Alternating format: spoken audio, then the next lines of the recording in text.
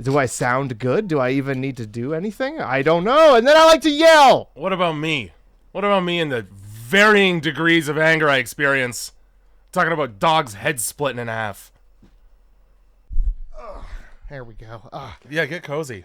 That was my ass hitting the microphone. Could you hear my fucking shorts? Your jorts, dude. I'm wearing a bathing suit, so don't even worry. I didn't even cut the mesh out of this one. I look like I'm going to the beach all the time these days. That's cool. Underwear. 30 fucking degrees outside? I don't want to be a part of that. Underwear is not like necessary to be up here. We just go commando? Hey. Is that how we're rolling? Sometimes. Not today. Not when there's company, but I don't mind if the company wants to be free and... I would wear a bathing suit in the shower if I could still get clean. I mean, you could. Theoretically, it would require so much more work, though. But, like, I'm not gonna know. You ever try to, like... It would be like trying to untangle a clown's handkerchiefs up his sleeve if he gets them all knotted up. What? How are you supposed to wash that arm? It's covered in fabric. What? I'm talking about my wiener. Oh. In a bathing suit in the shower. I was like, is this pubic hair you're describing to me? No. What the fuck is... What is hanging off your body? By the way, if you hear... a gentle, sultry whisper in your ear. If it at any point sounds like you might be on the top of a mountain peak, feeling the breeze in your face. Don't worry, it's not a peppermint patty. Oh, no, you didn't just drink a brisk iced tea and then fall face first into a pool. Or backwards, I guess. I would love that right now. No, we just have the air conditioner on because it's hot as... Well, let's Dude. say... Look, children, plug your ears. It's hot as fuck. It's hot as all goddamn out there. It sure is. I would say it's hot as balls, but thanks to the air conditioner, that's not really an issue at the moment. Yeah, and that's probably for the best, too. It is. All right, you can unplug your ears now. How would they know how they don't know. AIDS! Uh-oh, all that work for naught. Well, first of all, if you've unplugged your ears, you've been cheating, because how are you going to know this is only audio? Oh, yeah, that's true. You'd have to still have them plugged if you were playing by the rules. And, by the way, if you don't play by the rules, well, I'm going to call the fucking police. God, I was expecting a rhyme. No. Didn't get it. I didn't have one. That's fine. If you don't play by the rules... You're fucking with fools. Damn, all right. There's a cat licking my knee. You like that? I want you to know. Look at more. Grim, you're on knee duty. Get the knees clean. I gotta take my cat to the vet this week. She's got a lumpy foot, and we gotta deal with that. Yeah, that's it's not something you leave. No. You don't leave that. I came home and I saw it immediately, and I was like, that's not acceptable. Let me get on the horn. Your foot to ankle ratio is off. It sure is, especially when compared to the other one. You know that urban legend about the chick gets like spider eggs laid in her face from Scary Stories to Tell in the Dark? That's like my biggest fear right now. Is it? I like we saw that movie together. I don't remember that. I'm thinking of like Freaky Stories with the chick and the beehive. That's also yeah. Beehive also counts. It was weird that it was a beehive haircut, but it was spiders and not bees in there. You'd want bees, right? You kind of do. You don't want them in your hair, obviously, but for the sake of the story. For the sake of the whole... Why? Why? It's not called a spider hive. Somebody get the producers of this television show from our childhood on the horn. From our I want that to be... Like 90% of the people listening to this have no idea what the fuck that cockroach and slimy maggot were all about. 25 years old, at least. Yeah. What was... Maurice. I don't remember the other one ever. Maurice was the slug. Yeah. And the cockroach, the disgusting fucking maggot that was wet constantly. Damn, I wish my phone wasn't across the room charging. I would Google that so hard right now. And slimy. So they did that thing where, like, because maggots dissolve their food to eat it, and they just try to replicate that with a finger puppet, and it's so gross. It's I mean, it's right on YouTube. It sure is. Type Freaky Stories right in there. I think every episode's right there for you. Unfortunately, the actual cockroach and maggot bumpers in between the stories aren't included.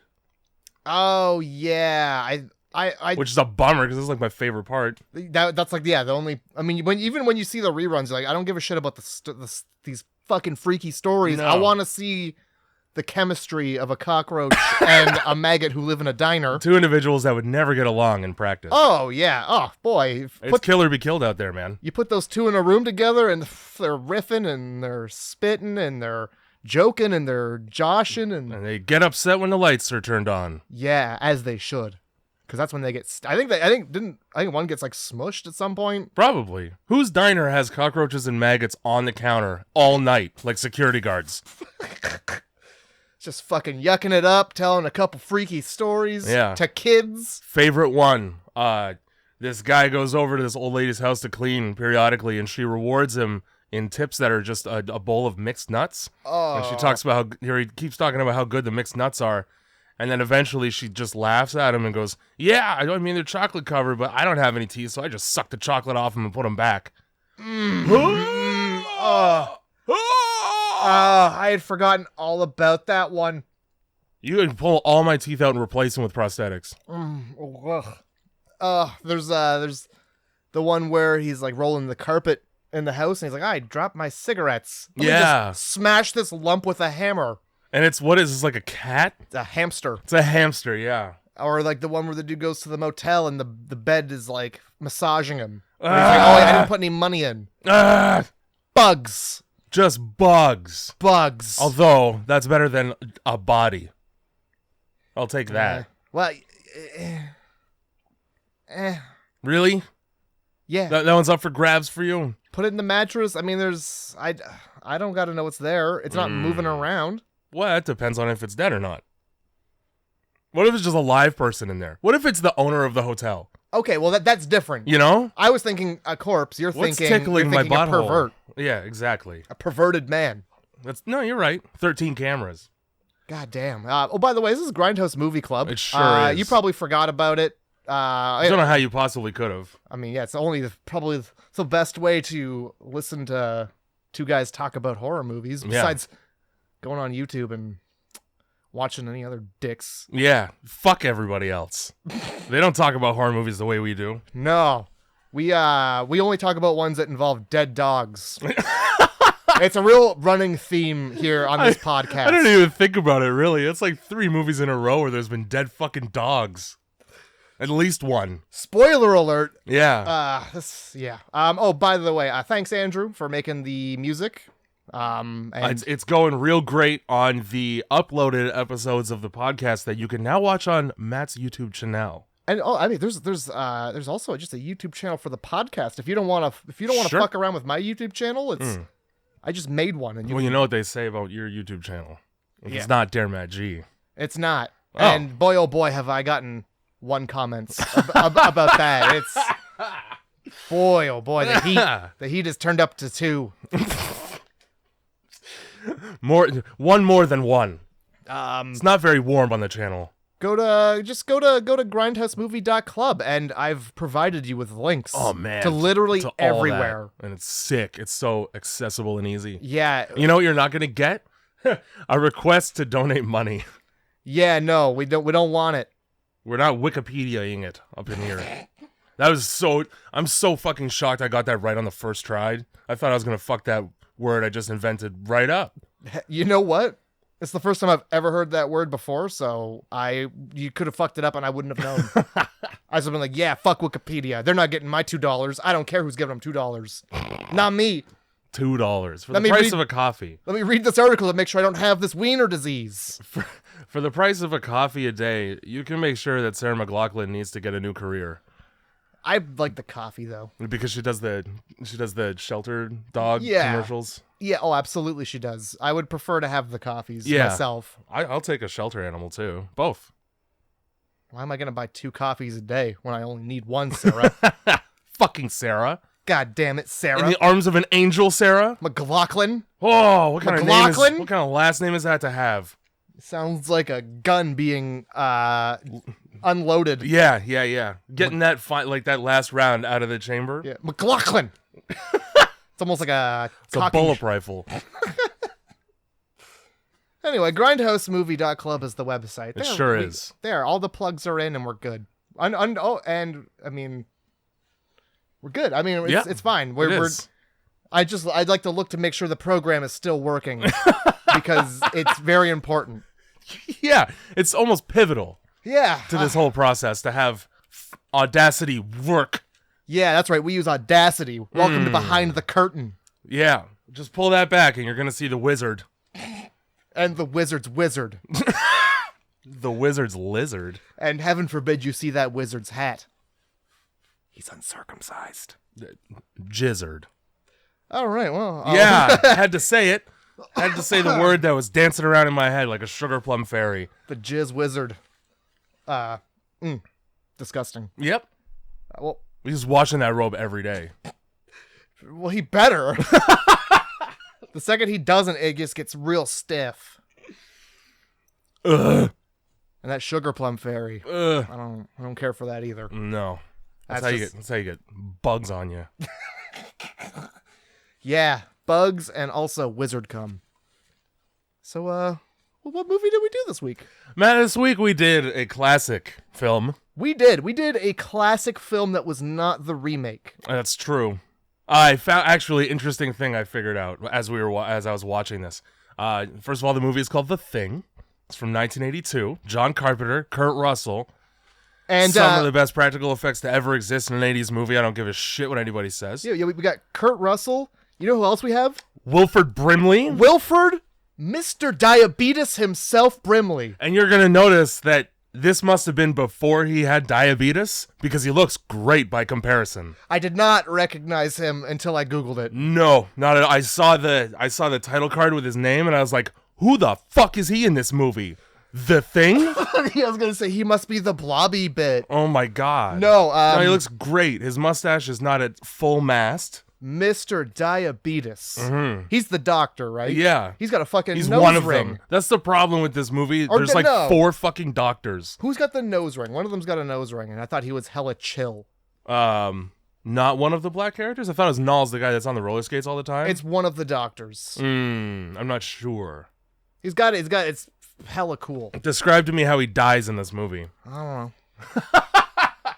Anyway, it's kind of difficult because this cast is like 12 people deep, and none of the names are memorable. None of them. You got Windows, Childs. Windows and it's Childs. It's literally they just like picked a word out of the dictionary, added an S to it. They went to a park adjacent to a neighborhood and just wrote down the list of things they saw. We got Kurt Russell, who his name is Mac, but I keep saying Kurt because that's fine. That's the way it's gonna be. And what the fuck are you gonna do about it? McCready, which is you know who Wilford Brimley is in this movie? He's the guy. He's the fucking sheriff with the handgun who trick shots the guy's eyeballs out of his head. Yeah, here's the thing with that handgun, with that revolver that he carries.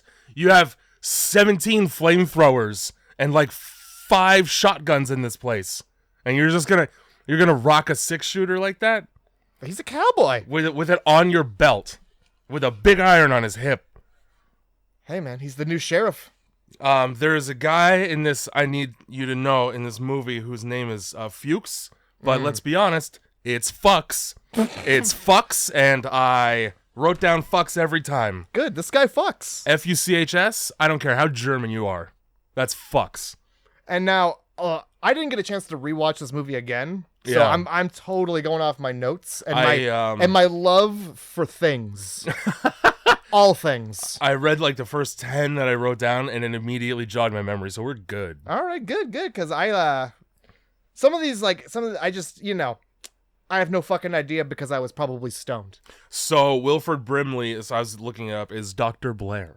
Yes, Dr. Blair. And then we have Bennings, who's another doctor. He's more like a geneticist. I think that's the cool guy with the nose ring. He's the guy that once shit starts hitting the fan, every time somebody comes into his lab, he immediately grabs for a fucking beaker of acid. Right away, before even turning around. Oh, just so you know, this is right here in my hand. I didn't pick up on that. There's a weird thing about it, which is why I did. So yeah, this is the 1982 version. Then there's a 2011 version with Kurt Russell's character as a woman instead, I thought. But in this movie, when they go to the Norwegian camp, they find that like King Tut's tomb in the ice. Yeah. And in the 2011 movie, they're at that base. So I think it's a prequel, actually. I think that's about the Norwegian characters instead. Now, they're not Norwegian in the movie, obviously. Yeah. They're just Americans, but I think they're the ones who found it in the ice in the first place. I'm about 90% sure that movie ends with them taking off in the spaceship. Maybe. I hate that if so. It's been a very long time since I watched it. Yeah. I was super disappointed. Like, they put so much effort into making moist animatronics for this movie. Oh my God, did they ever. And it's to just shit all over that by making it almost entirely CG for your remake. Given how famous and reputable the property is, I bet you John Carpenter was pissed. I read the trivia page. Apparently this is his favorite movie he's ever made. And well on him. Yeah, stands to reason. Well, I mean, it might be my favorite movie he's ever made too. I mean, like, what else? Halloween? Ugh. I mean, the first one's all right. I don't. I haven't seen it. The first one's good. The second one's less good, and then the third one's about like a haunted lamp. So fuck it. Yeah, Season of the Witch. Yeah, great. I thought it was about a guy trying to kill the final person in his family. Well, his unfinished business. The Rob Zombie remakes are about titties. So that's pretty cool. That's all those movies are about. If you want to see Rob Zombie those, movies are about titties and disappointment. If you want to see titties, just pop on the Rob Any Zombie Rob remakes. Zombie movie, any one that he's ever made ever. Well, it's cool that he knows what he likes and he's like, I'm about this, but like, I'm just trying to watch Halloween. Can the lady move so I can see the child stabbing her? Yeah, can the titty lady move? And then also, can you stop casting your bad acting wife and everything? Take that. I'm just curious, Robert. We got you good, Mr. Zombie. We got you good. His formal name is Robert Reanimated. I like that. This movie is a Universal picture. Yeah. I wrote, duh. It's about a fucking alien coming from space. Because things from the universe. All right. Yeah. Sure. The fucking opening scene looks like goddamn Michael Jackson music video from the 80s with that spaceship just disappearing into the blackness. And then it goes, pwing. And yeah. And then the opening title card, I don't know why, but for some reason nobody in the 80s knew how to make a title card scary. Like, it looks like it doesn't look like a horror movie as much as it does a movie about like mold under the sink. And just like with that, there's also like that somebody's just like sitting on the synth. It's just like yeah. The whole time is like, do I have tinnitus or am I watching The Thing? What's happening to me? And then also, it gave me Shining vibes a lot of the time because it's like a two-tone sting whenever something like dreadful's happening. Yeah, and it worked. A couple weird things worked really well in this movie. I think to be honest, the whole movie worked. Yeah, no, it did. I wasn't disappointed by anything, honestly. With the exception of the stuff that it has to work the way it does so that the movie can be one. Yeah. Like, there's a couple things that, like, okay, the fucking Norwegian... The movie just hits you over the face with people trying to kill a dog from a helicopter. That's, like, the first fucking thing that you see. Yeah, and, like, if you were wondering... If you're wondering if dog season was open, wide open. It's, wide open on the Arctic plains. Yeah. That have just chemical drums just littered about because humans are garbage, even in the 80s. Well... It's the American camp, of course. They're gonna have all that shit in the front yard. I'm surprised there wasn't a truck up on bricks. Bunch of Floridians, God ice damn. fishing for 6.5 months in isolation. They take the Alabama with them. Ooh. Yeah, they do. They left their cousins at home, but they took the Alabama with them. That's the Arctic Research Facility equivalent to having a car on bricks. It's just oil drums, and I think there's like gas. I don't know. It's a lot of stuff that probably would explode if you hit it with a flame. Which is good that you just have fucking a dozen flamethrowers, one for each person at the facility. Why do you need flamethrowers? What are you digging up out of the ice? Well, aside from the Thing, obviously. If you had to choose between shoveling or shooting fire out of the palm of your hand, I'm gonna go with the fire every time. Fine. I will cede that point. Thank you. I appreciate it. Kind of stupid that these two Norwegian gentlemen are they're just taking pot shots at a dog that's running away. They're not using the scope at all. It's a sniper rifle, not using the scope. And then also we find out there's just a crate of explosives on the helicopter. Why wouldn't you just use those from the start instead of trying to hit a moving target from a moving vehicle? Also, why don't you just land the helicopter on the dog? It's a dog. Why don't you just land the helicopter and take a shot from the ground easily? Imagine being the pilot of this helicopter being outpaced by a dog. This dog is a teleportation master. Like, in between shots, it's just, like, randomly changes its distance to the helicopter. Hey, it zigs when the helicopter zags. And you can tell that the dog, like, hates this fucking helicopter. Oh, yeah. Very upset by how loud it is. And it, like, turns around and even looks at it. I thought that was a weird dog behavior, because... There's a couple. Because, like, you know... Why is it stopping to look at the helicopter? Yeah. It's a dog. Just so that it can catch up. Yeah. Probably. Just it was a weird, like, is it still here? I'm a dog. Why do I care? I should be focused on, I don't know, biting penguins or something. Yeah. That's at the forefront of a husky, which they don't occur naturally in the North Pole. I want to make sure you know that. There's not huskies up there. No. There's like Siberian fucking wolves. Are we at the North or the South Pole? I haven't a clue. I went into this movie assuming we're at the South Pole. I'm sure. They're both poles and they're both cold as fuck. Well, one's got penguins, one doesn't. Do you see any penguins in this? No. Well, it's probably whichever one doesn't have them then. You know what we should have been paying attention to? It showed us where it takes Geography? place. Yeah. Well, no, movie? it shows you the globe, and then the spaceship goes right to where it crashes. I mean, we should have looked. I was busy. I was busy waiting eagerly for a thing to show up. And well, I mean, you're about to get your wish. Yeah, man, almost right away. So yeah, this dog makes it to United States National Science Institute Station number 4. I'm glad you wrote that because I never saw the name of the facility ever. I wrote it. It's exactly what you think it is. Old men playing ping pong in front of a wall of Sears cutouts. Just a wall of Sears catalog bra ladies. Like a motorcycle mechanic's garage. But like worse, because all they had was the Sears catalog. They also have, for all of 10 minutes, you see Kurt Russell playing chess against a woman's voice on a computer. Double fisting J&B Scotch fingers like it's nobody's fucking business but his to drink that. And you know what? J&B Scotch is an acquired taste. It sure is. Oh man, throwback joke for the 5 people who are gonna get it. They're gonna love that one. So Kurt Russell, though, McCready here, loses to a computer at chess, the computer that was programmed to be good at it, and then ruins the fun for everyone by pouring its drink all over the keyboard. He gives it a celebratory shot. Serves a dual function of fucking everybody else, because I know that one of these scientists would probably be able to program this computer to call them daddy, which is better than a Sears cutout. I don't know about that. At least you could just you could type in some fucking Alexa commands and just beat off to that.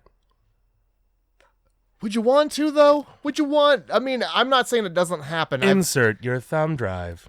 You probably got to throw your name in there too, so you could just put it on whatever, like Cockmaster or fucking Checkmate, Cockmaster. Show me that fat fucking wiener.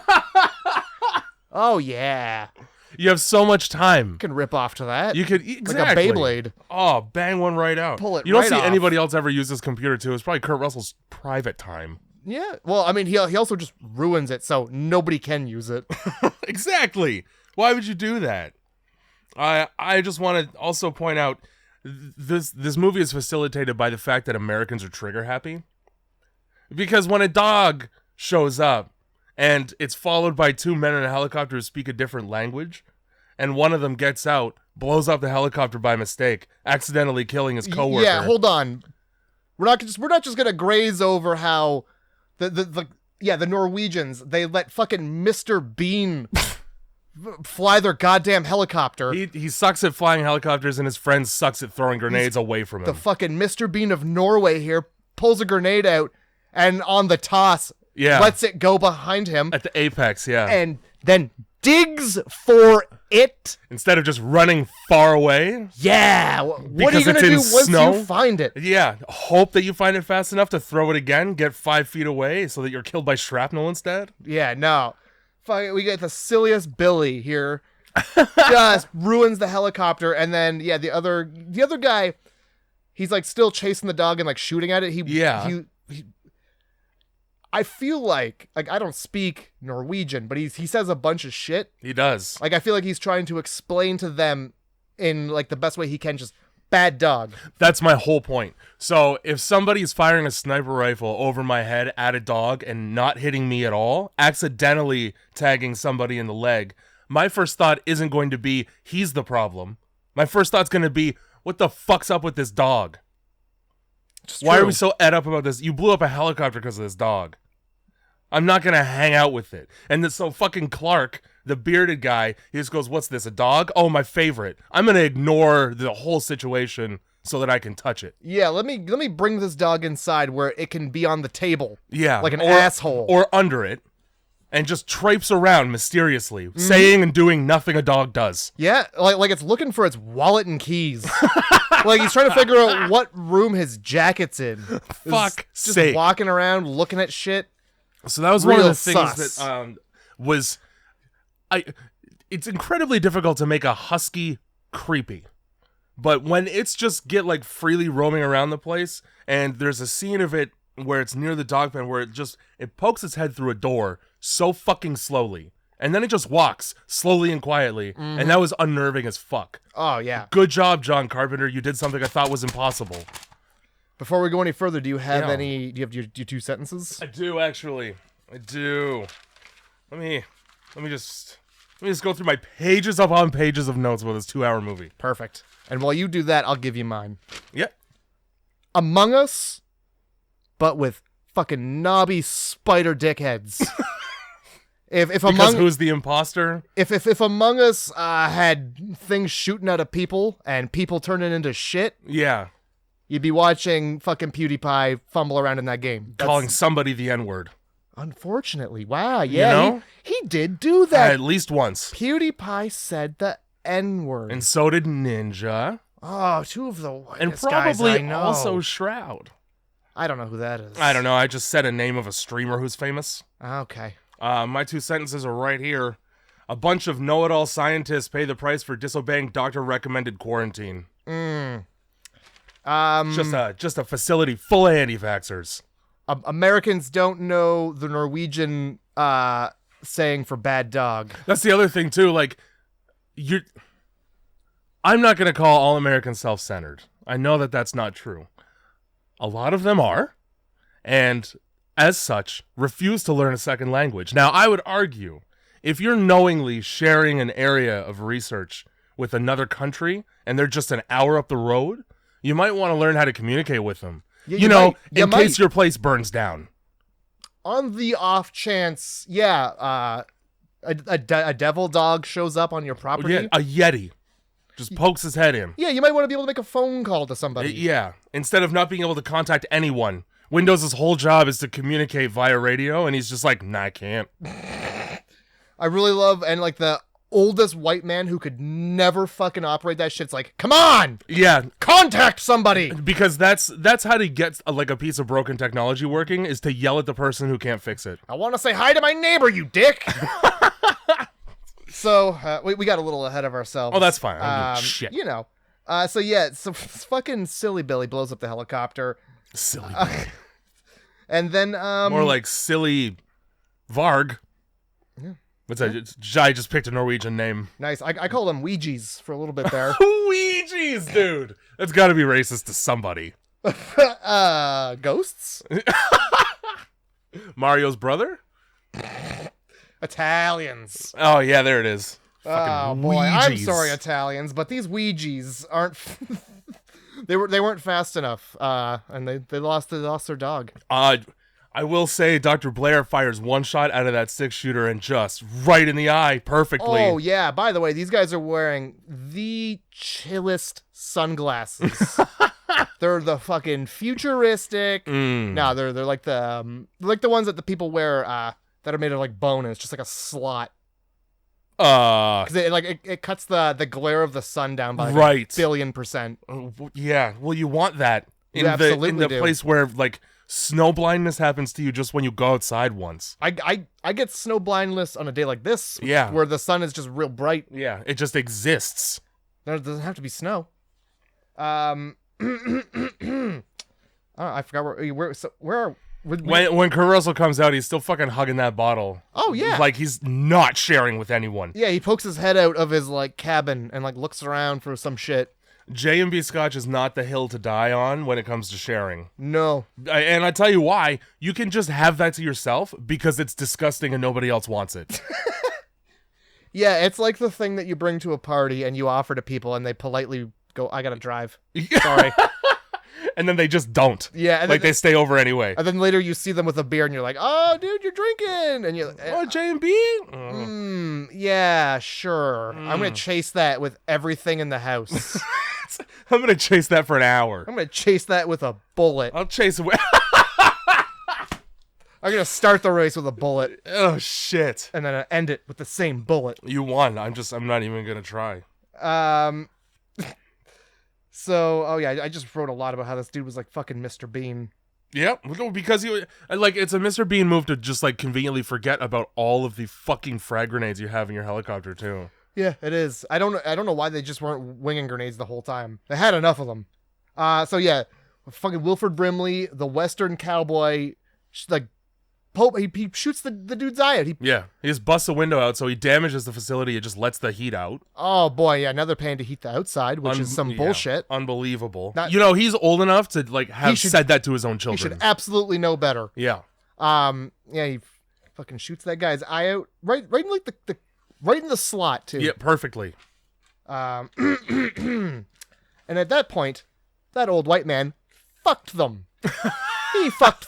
He all sure of did. Them. The only man capable of providing an explanation for anything that happens over the next 2 days. And even if you can't explain him, he can still draw a goddamn picture. Yeah. So once again... It's just a picture of a dog's face opening up like a fucking Venus flytrap and screaming at you in tendril.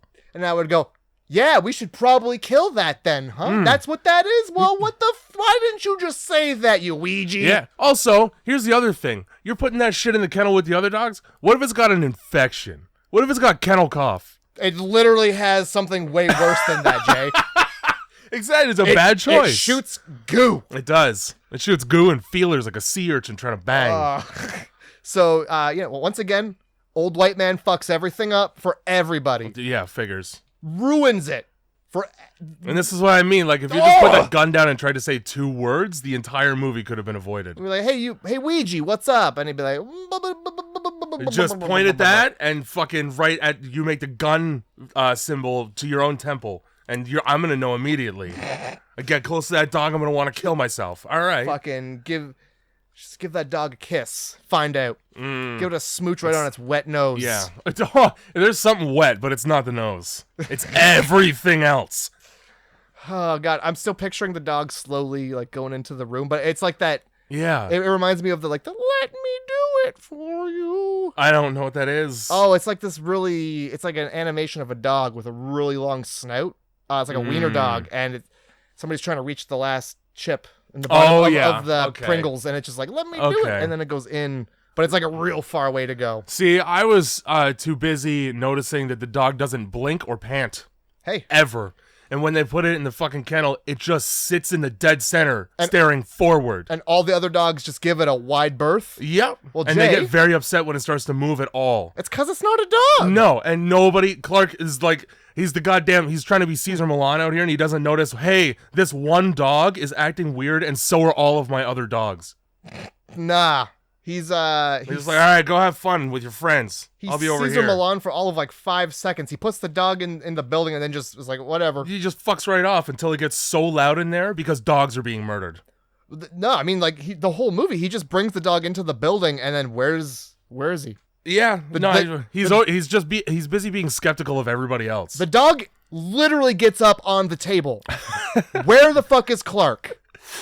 He was in the room, but I don't think he was paying any goddamn attention because somebody was like, "Can you get that fucking dog out of here, please?" Where's Clark? Useless. I don't know if you noticed the one guy. I don't know his name. Is it the dude who gets shot? Maybe Childs. No, Childs is the guy that does voice acting for Saints Row. He's the roller skater. That's Knowles. And then it's either Palmer or Gary, who just has weed. And smokes it all movie. Yeah, the stoner vest guy. Yeah. He has weed, and he's probably listening to fucking Grateful Dead the whole time. He's got the old-ass cassette tape headphones. Probably. Yeah. So, yeah, that does happen. Hold on, I'm trying to figure where we are. We keep cutting ahead. Oh yeah, so they're fucking they bring the dog in, and then they're like, yeah, so I guess these guys just had cabin fever, so they just wanted to kill everything. Yeah, isn't that weird? We should probably go visit the camp. Oh yeah, well that shit's like a fucking hour away. Yeah, storms a brewing. I think Mac is like, nah, I'm gonna drink this J&B. Fuck you guys. You notice that like he still hops in the fucking helicopter later on, wasted. He's been drinking, and I know he's wasted because once the dog starts going insane, he pulls the fire alarm, and he's got a beer instead.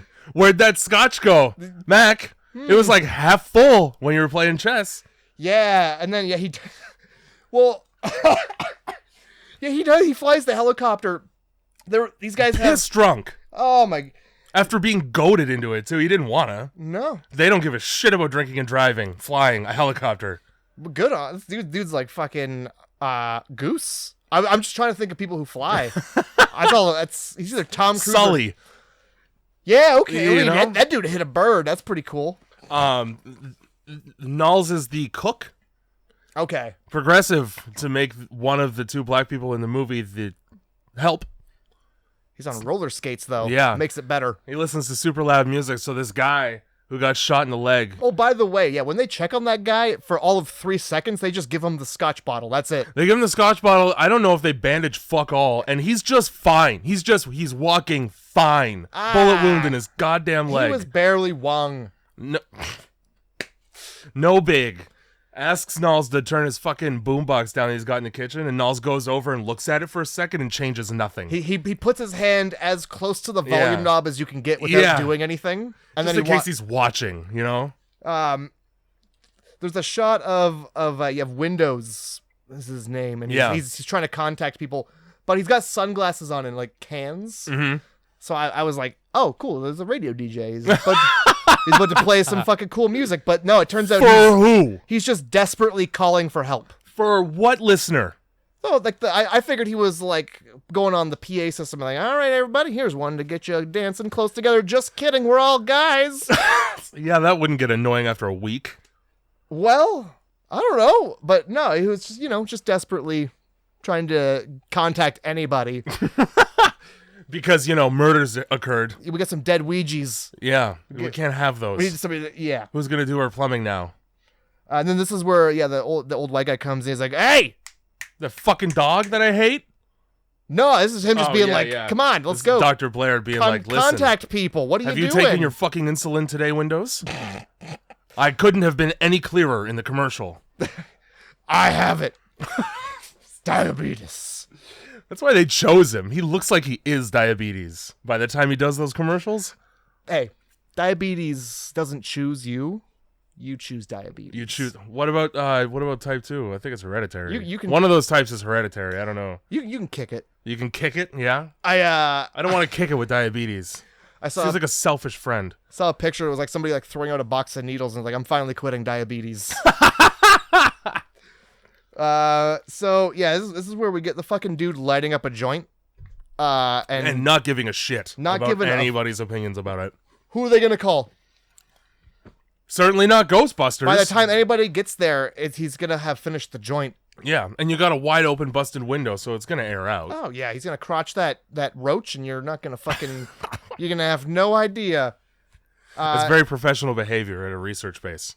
This is just a whole scene where they're just like, it's just Americans being like, well, I don't know what happened, but here's what I think. Yeah, I wrote nothing because it's inconsequential opinions. Yeah, they're just like, hey, is 8 weeks long enough to go bonkers, is what he says. And then somebody's like, answer. They might have killed everybody. They might not have killed everybody. There might be people there who's not dead. We should fly. We'll probably pay a visit. And then, they didn't have a great option for a driver, because the dude who sparks up a joint is also like, hey, I'll take you. Yeah. Pick your poison, really. Yeah, do we want the pothead or the alcoholic? And they go with the drunk. Who looks like, out of the two of them, who looks like they can maintain better? To be honest, I don't know.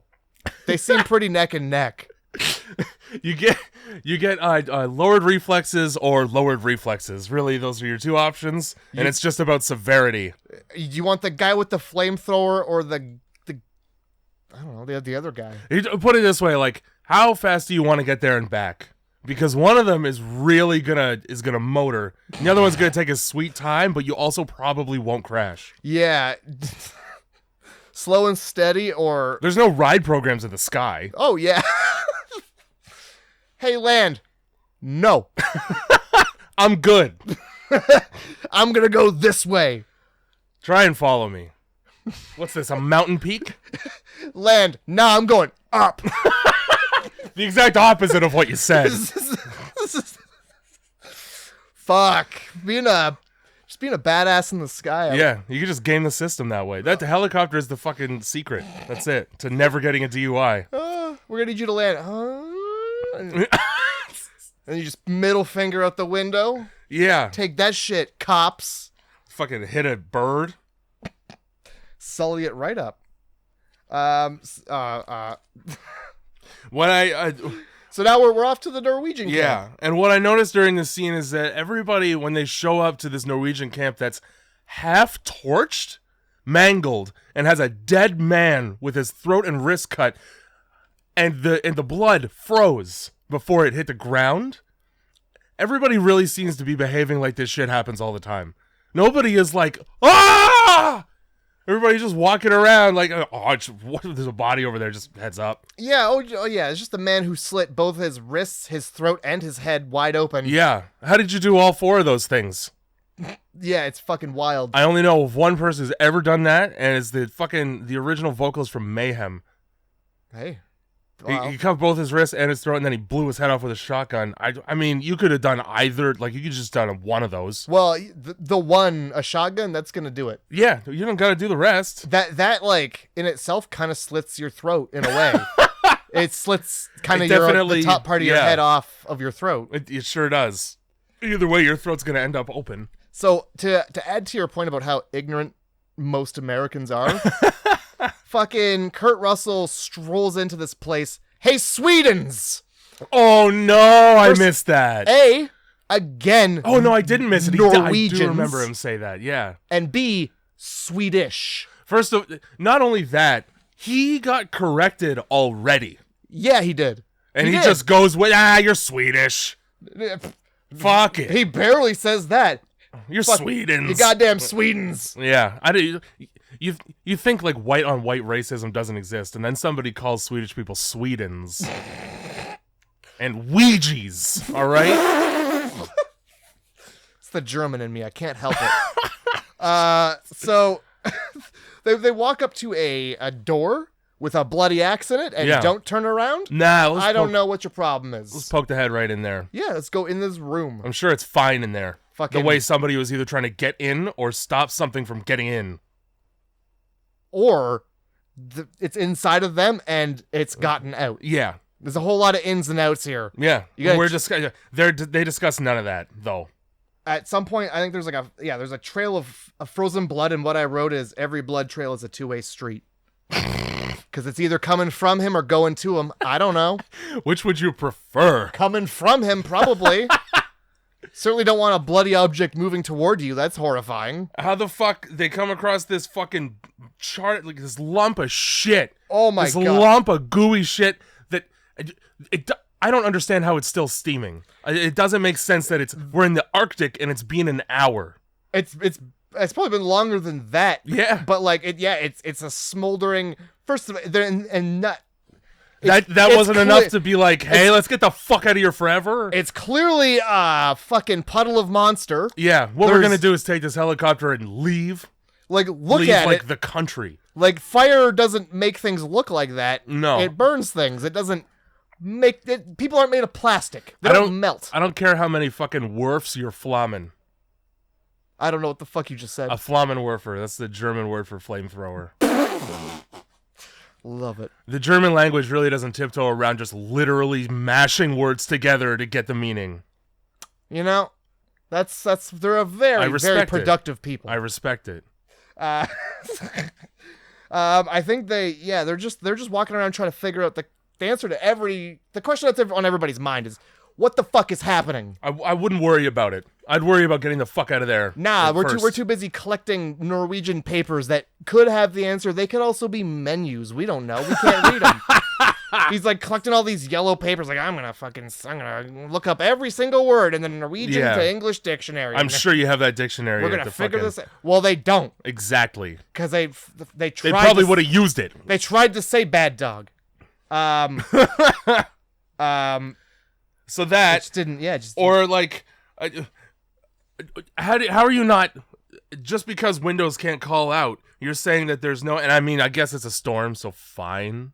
The storm hasn't happened yet. It's 6 hours out. So even that, how do you not call into the base and be like, hey man, based on what we saw here, probably put that dog in a box. Probably move that dog far away from everything. Because at the very least, it's seen some shit and needs therapy.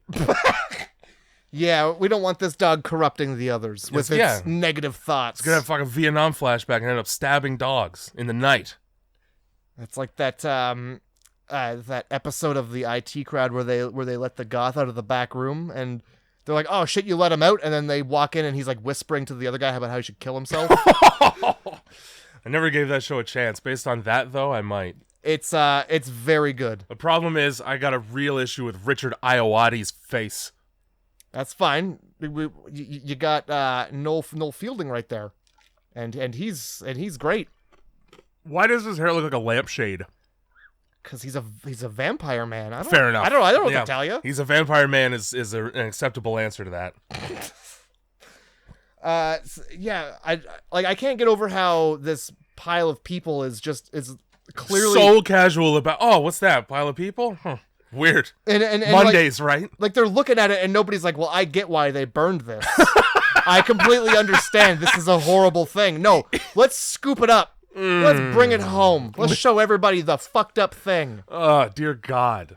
This is where they also find the block of ice and they're like, something's coming out of it. Yeah, something was in that. They also find a spaceship. They certainly do. They find a spaceship and they really just gloss over that. And nobody goes, why is there a giant fucking... This is the most amazing thing and awesome thing I've ever seen in literally my entire life because aliens made it.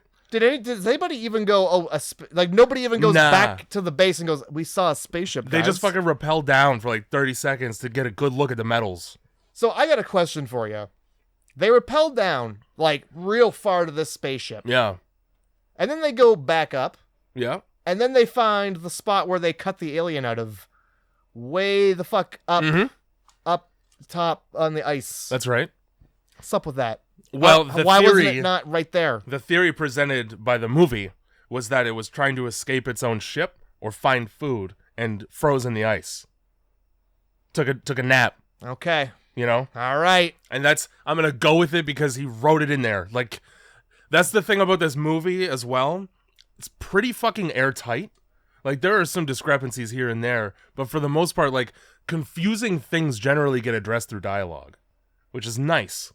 This is good writing. Yeah. You know, if you give me an unanswerable question and then provide me just an answer because of the movie, fine. Okay. All right.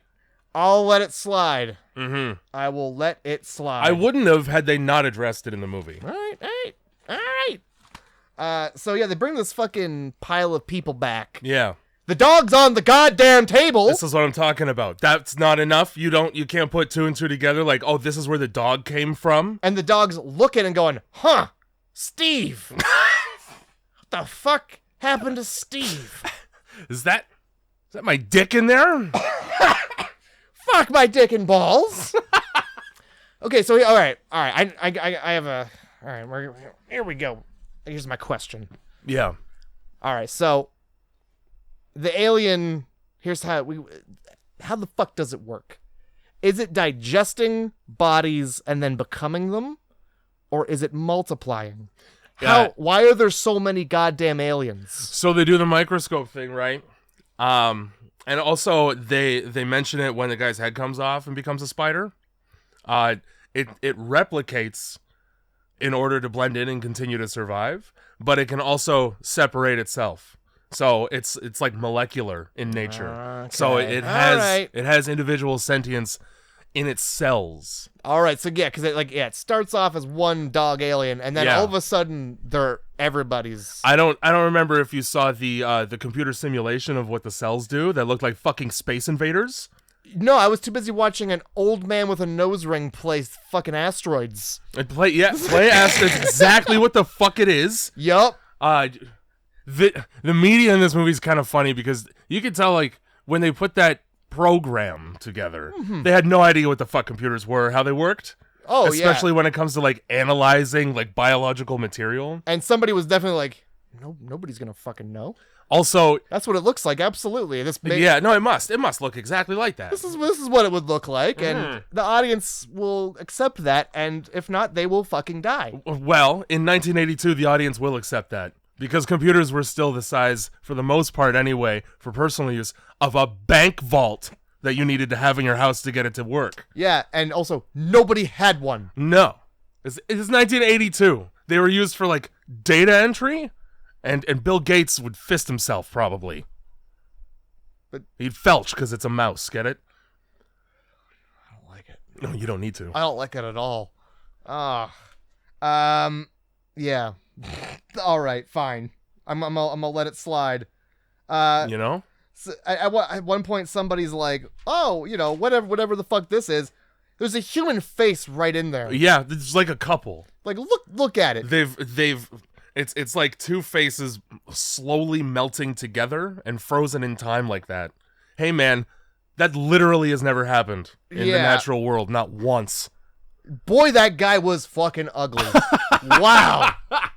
Wow, yes. I'm surprised this guy was so hideous. They just set that Ouija right on fire. And that's, acceptable.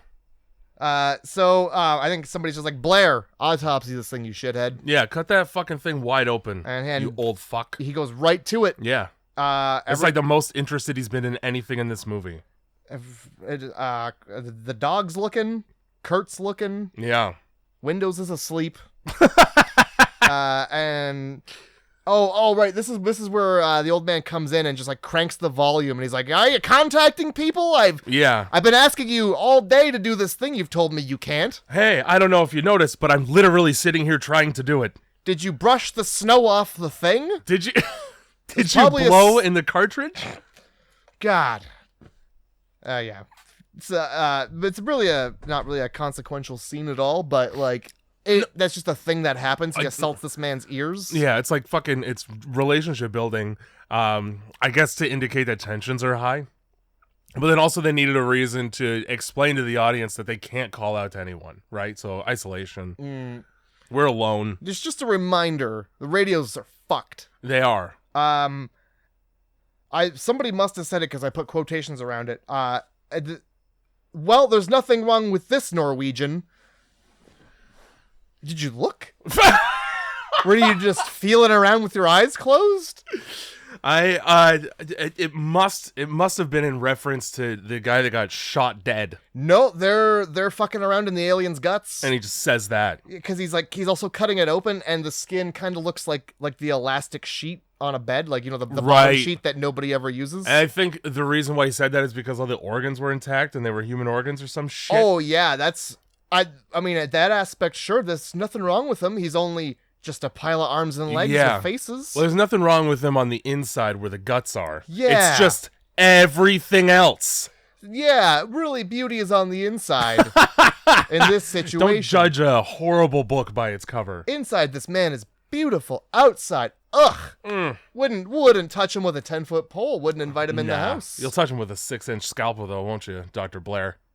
Oh yeah, so he peels back the bed sheet and just starts pulling guts out. First of all, these guts don't even look like guts. No. Sucks. You gotta trust the doctor, though. He knows what he's talking about, I guess. He's got a nose ring. I don't know if it's the nose ring guy or not, but we're gonna... I think Dr. Blair was the main one, and then, that guy's name is Bennings, and he's just like around. I think it's Bennings anyway. I think he's the blood guy. Okay. He's the guy who, for some reason, thought to take blood from everybody and put it in a freezer ahead of time, like a smart guy. I can't remember that old man's name either. The one who clearly has dementia later. I don't know. I honestly, all I know is one has a nose ring. Yeah. And it's important You're to just note. So hung up on that nose ring. Well, here's the thing, Jay. Yeah. Here's the whole entire thing. I'm ready. I forgot that in the remake, that the whole thing was that the alien can't make metal.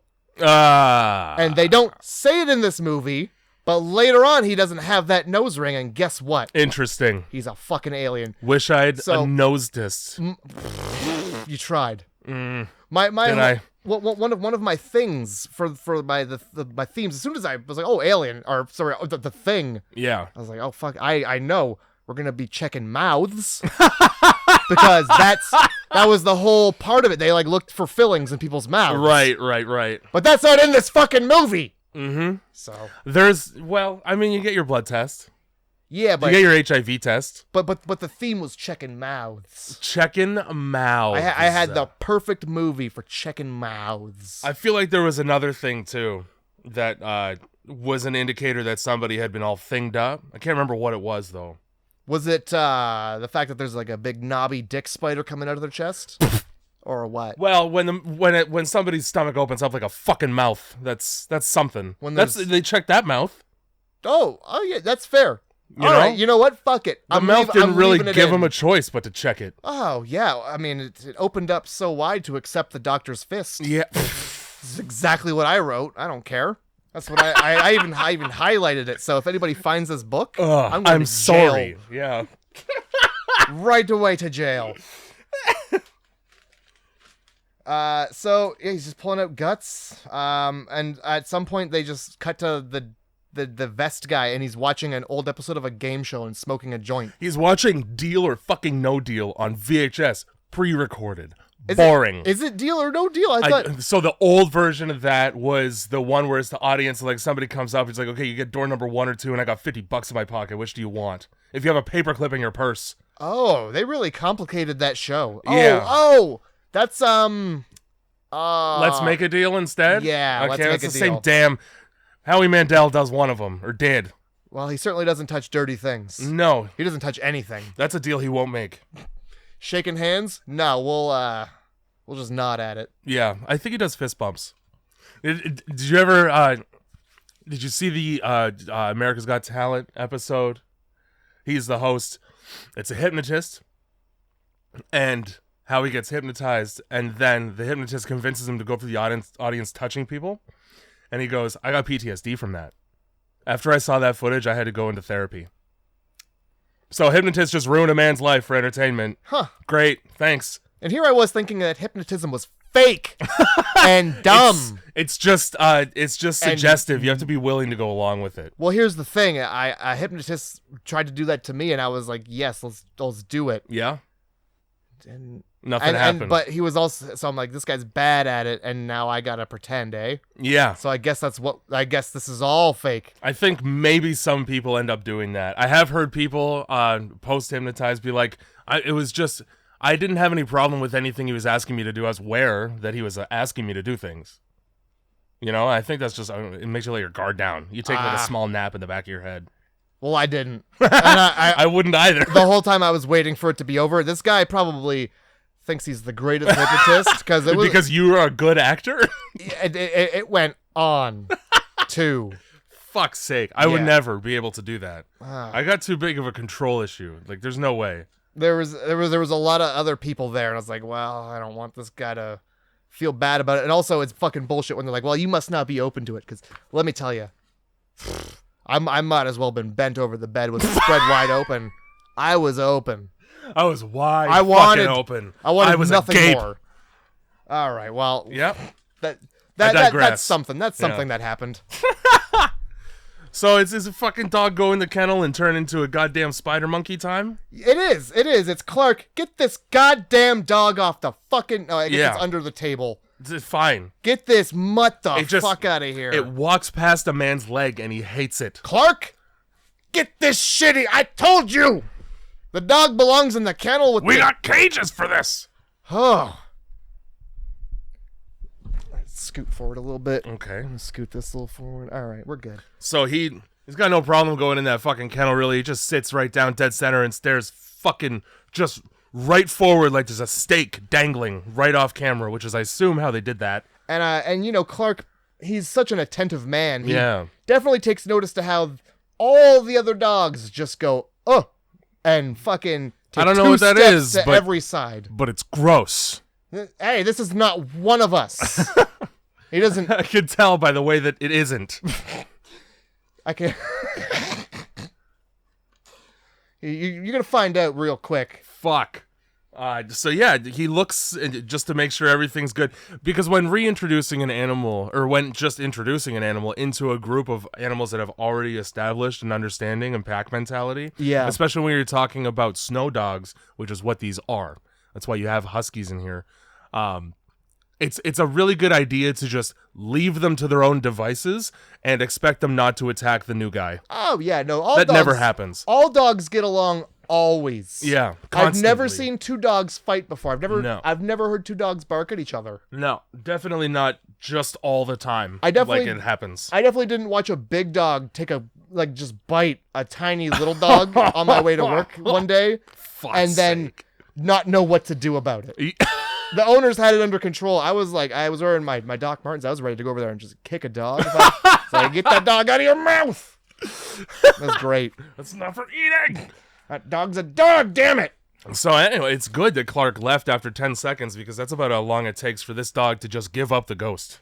Oh, yeah. And big dog, too. Yeah. Way bigger than all the other dogs. Starts shooting thick goo out at these dogs. And, oh boy, this dog comes down with a case of the shivers. Oh yeah, it does. Again, I don't even know what kind of plant to liken it to when his mouth and face just open right up to expose the innards. I just said demigorgon. That's fine. It looks like that plant that smells like a dead body. It does. You know? Which is, I think, what the demigorgon's supposed to be. I don't know. This is a different version of Little Shop of Horrors. This is the version of Stranger Things where the demigorgon spits at a dog's skull and then has a perverted tongue and no teeth. Oh my god, and white goo to shoot at dogs. Also, this whole scene is just John Carpenter upsetting half a dozen dogs for 5 minutes. It's John Carpenter with a super soaker full of goo, just shooting dogs. And making them so upset that they literally start to chew through the steel fence that they're in. Yeah. There's a dog. That dog opens up a metal fence to get the fuck out of whatever he's dealing with. Yeah. Well, I think I would too if you split wide open and spat your own skull out. While shaking like Michael J. Fox? Yeah, he wasn't he? That's what happens. And then also, I don't know why, but for some reason, when this thing turns, its version of a dog looks... You remember the Goosebumps episode with the Louisiana grandparents and they make gumbo? Vaguely. They make this, super spicy gumbo, and then in the basement, there's, a weird swamp monster. I might have read the book. And so the thing is just a long... It looks like a dick opening. Anyway... That's what this fucking weird thing dog version is. That's exactly what it looks like. Its head's all fucked up. Yeah, it's undulating all over the place. It's not ripe yet, Jay. We took it out of the package too early. What's weird is that we peeled the banana prematurely. I don't know why it decided to just be another dog. It was already a good dog. Yeah, it just turned into a worse one. It was the biggest dog there. It clearly had command over the pack. It had everybody at the base fooled. Yeah, no, but let's risk it for the biscuit. And I just want an excuse to squirt these dogs with some goo. Yeah, says John Carpenter. I'm looking to blow a hot load. I don't think he did that on the dog. Said the thing. This fucking thing looks like a series of rectums at this point. Yeah. I will, however, say this. Clark comes right back, and then we waste no time figuring all of this out, which I appreciated that the movie doesn't treat the viewer like a fucking idiot, and it doesn't do that thing where it gives you way more information than the characters have for a super long time. Yeah, Clark doesn't just come in and go, oh, it's an alien that's clearly replicating his dog. It's 30 minutes deep, Kurt Russell is having the whole thing explained to him by Nose Ring Scientist, by Wilford Brimley, and by just looking with his eyes. At the horrors that are occurring right now. Oh my god. So I think, the dogs clearly at this point are having none of this bullshit. Oh no. And they're letting everybody know that there's something happening. Something they don't like. There's right nearby. Bad stuff. Yeah. John Carpenter's in here hosing us down with slime. I wrote down that I feel like I'm on an episode of Uh-Oh. Punisher's got a fat bucket for this dog. Not a bucket. I wrote down the non-dog is doing what only I can call putting out feelers. Yeah. Because it's tiny tentacles. Tentacles from a hole. Little feelers. And they want in. He's just trying to gauge the vibe, you know? They're trying to give hugs here. He's seeing if anybody's doing anything tonight. Yeah. And it begins shaking about it. Yeah, so at some point these perfectly good dog legs that it has become useless, and it sprouts several upsetting spider ones. Oh yeah, its favorite thing is to become a spider that doesn't occur naturally. No. You've never seen, nor will you ever see, a spider like this one, or the other one, or the other one. And if you see this spider, this is the last spider you see. Yeah, get a flamethrower out and use it on your goddamn self. Honestly, if I saw this in real life, I would want to die. Yeah, totally. Was it Clark comes in, and like as he's coming up to the cage with all the barking, it kind of stops immediately. Yeah. Uh-oh. Yep. That's not good. I want to say that it's trying to like replicate the bark noise too, and it's not doing a very good job of it. It might just be screaming. It might honestly just be screaming. It certainly looks like it's screaming later in the film. I feel like that's the only look on its face it ever has. So yeah, Clark comes in and like I think he pops the cage open, and like two dogs like jump over him, and it's definitely somebody throwing dogs. Oh yeah, fuck yeah. They come from out of frame, right? Oh my god, there's no way they did that themselves willingly. No, that's a very high jump. That's a jump that only being thrown through the air can. The position they fly through the air in is one of not being ready for landing yet. Yeah, it seems like they didn't have a choice. And are just going with it because they've been thrown. I will say, get the flamethrower just right away. Finally. Great choice. You mean you had flamethrowers on the base and not everybody had one on their back at the... I would have been... It's fucked that there's a flamethrower for every member of this base. That's so many. It's a tool, man. Your fossil fuels, bro. This is why climate change is a problem. It's because America's flamethrowing the Antarctic? Yes. But that's why the ice caps are melting. It's Kurt Russell up there being worried about things. Better not be any damn things in this iceberg. Let me check. And then he finds a chunk of the Titanic and he goes, good. Yeah, a mammoth tusk. Taking him down. So, yeah, I think Kurt hears a fucking sound. And this is where he, like, pulls the fire alarm, but, like, with his beer. Yeah. He has the beer. He doesn't put the beer down. You don't want to waste... Yeah. He smashes the fire alarm thing with the beer. Yep. And then he pulls it. You're going to ruin the carbonation that way, but I understand the urgency. Yeah. I mean, it's better than using your hand, I guess. It's a little safer. But, yeah, you can't open that now. You got to put it down. This Clark at some point goes like, hey, I'm not sure what's going on here, but this thing is weird and pissed off. So Matt gets the flamethrower, and then he opens the gate to find that this thing is indeed weird and pissed off. Yep, you described it accurately. Yeah, and I don't know how you describe what's happening, but, like, the dog, it's melting a dog. Yeah. And, like, it's also becoming what looks like a 7-year-old's drawing of a dog. Its best estimate of a dog because it's only ever seen dead ones. Having only seen roadkill, it's... Yeah. And then I think it, like... So a dog amalgam. For some reason, a spider shoots out of this thing's back, latches onto the ceiling, and now that's the thing. Yep. And all I'm saying is I don't know how the fuck these people aren't seeing this thing, like, get away all the times that it does. Yeah. I'd be paying attention to anything that goes in or comes out of that thing. I would have just been flame-throwing the kennel. Yeah. Or that whole section, that whole sector of the base. You have it in a cage. And the other thing, too, is we flamethrow it, and then we douse it right away. Now, apparently that's effective. I would want to wait a little bit longer. I wrote that exact same thing. They're not letting it burn. No. They're just burning it a little bit. And so, yeah, you gave it a partial thickness burn. That's fine. That's some cold water in a compress. It's going to come back from that. Yeah. That's that. It is, for now. Do they... And this is when they go back to they investigate the hole in the ice and they go and find the spaceship. Right. And that's why I wrote there that, like, you just get all the information after this encounter. Which is sick because everybody's on the same fucking page. And I don't have to sit there screaming at the screen because people are still making stupid decisions. Yeah, this is where he is like, they explain it absorbs them and then it shapes its cells to imitate them. That's what I wrote. Yeah. Okay. And then, they got to it before it could finish the dog, and that's why it looked like a fucking half-baked muffin. Or a thrice-baked muffin. A muffin with too much yeast in it. Yeah.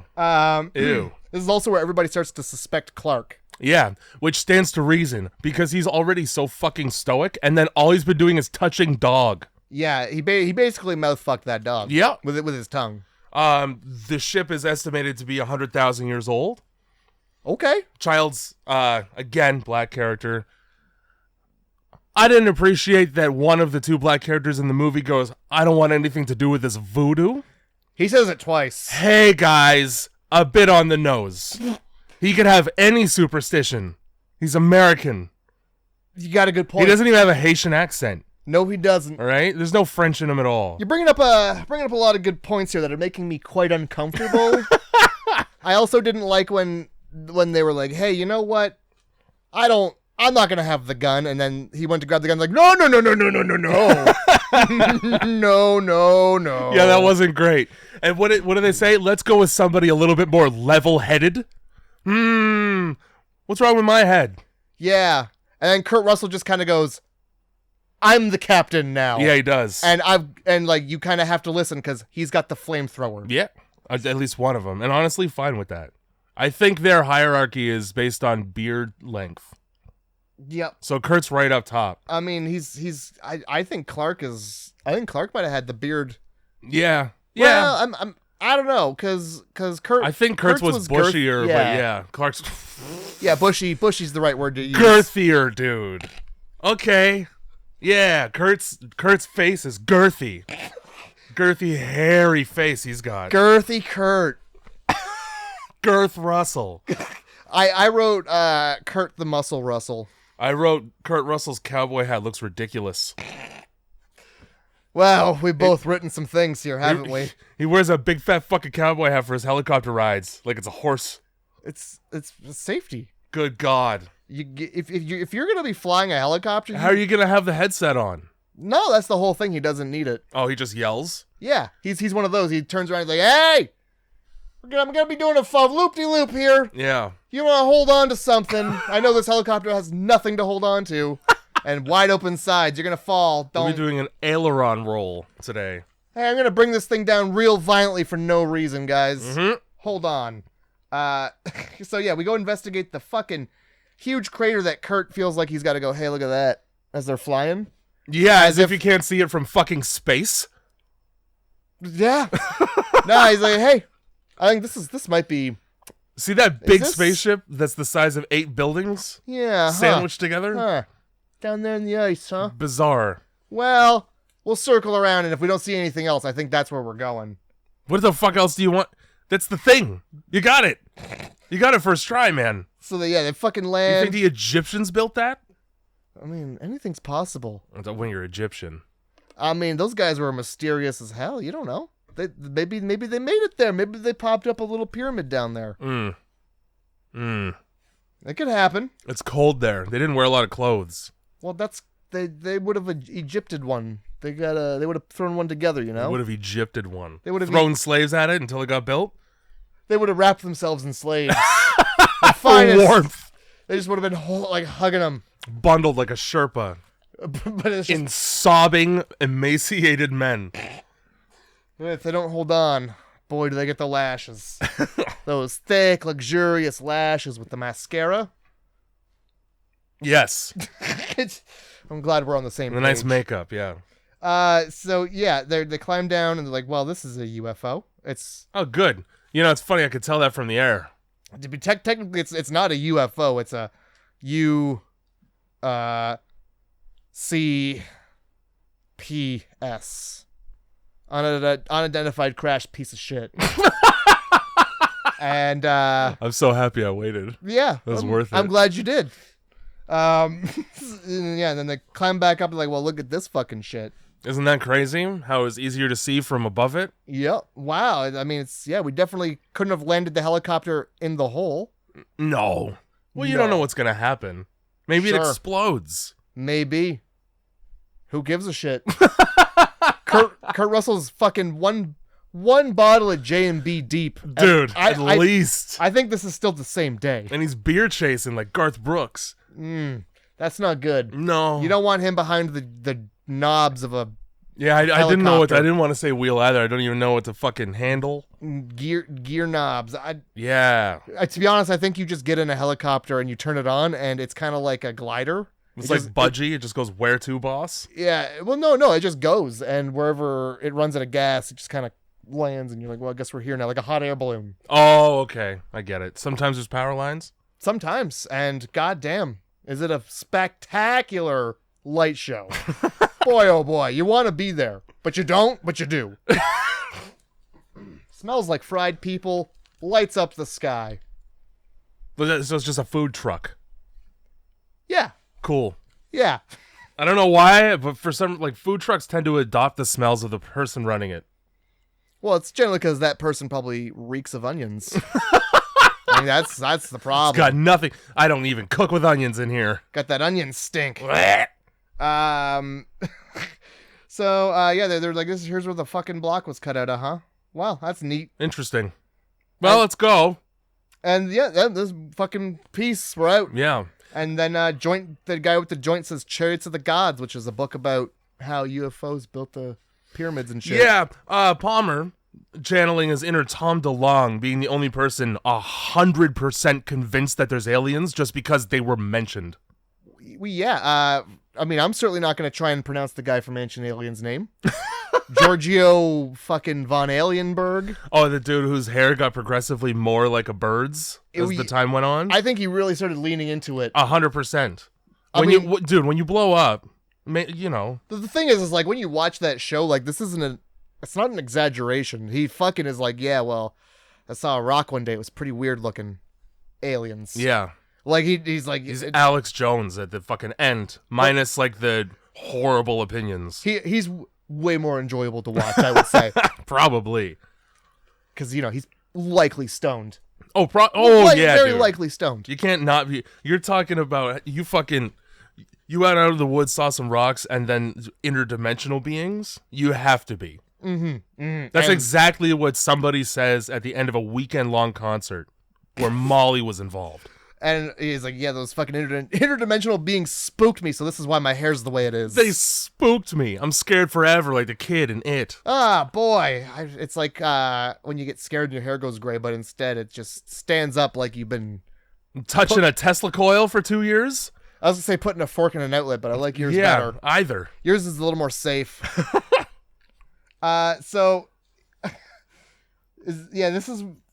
This is where they flamethrow the dog. Yeah.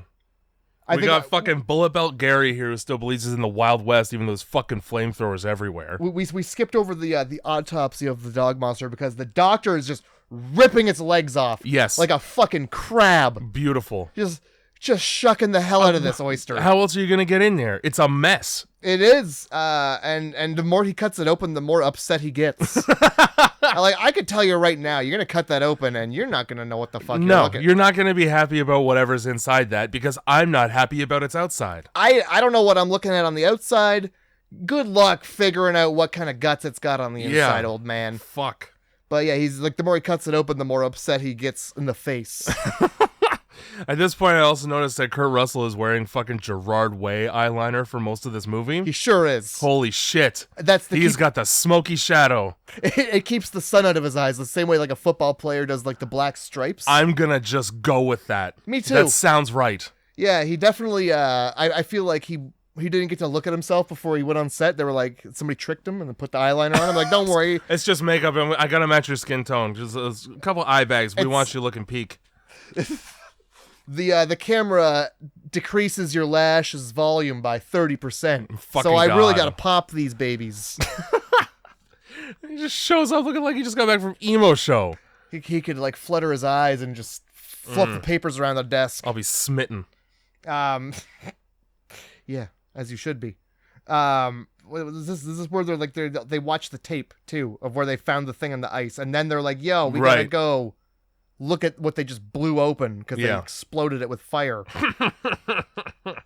And now here we are, fucking theorying it up, saying Great. chariots of the god and whatnot. All right, cool. I got lost on my paper here. That's fine. At one point, you see, they make a whole stink. Nulls makes a whole problem with people throwing their dirty clothes in the kitchen trash. Oh, yeah, they're ripped up drawers. Which ends up being quite relevant later. Yep. Yeah, fucking Childs calls it voodoo bullshit. And he says it more than once because he doesn't believe it. He doesn't want to be... He's like the only one who's not on board the whole time. Yeah. Everybody else is kind of just like taking this in stride as if... Like it's just a Monday, which is weird to me, but fine. Look, they saw it. They did see enough proof of its existence. Like, fair enough. I don't know if this guy just assumes that everybody's fucking with him. I don't think he... I guess that, it's a good point. Hey, Childs, how do you explain what we just fucking burnt to a crisp? Yeah, you got a better one? Why don't you come look at this? It's probably just a trick of the light, right? I got something to show you. Swamp gas? And now... I don't want to say this, but you know how when David Blaine levitates a little bit, do you think that happened? He just like something started popping off and he's like, "Whoa!" Yeah. Oh! And he had to run half a block and come back. In the immortal words of Keegan-Michael Key, I hope you don't do any of that magic, Chris Angel. That freaks us black people out.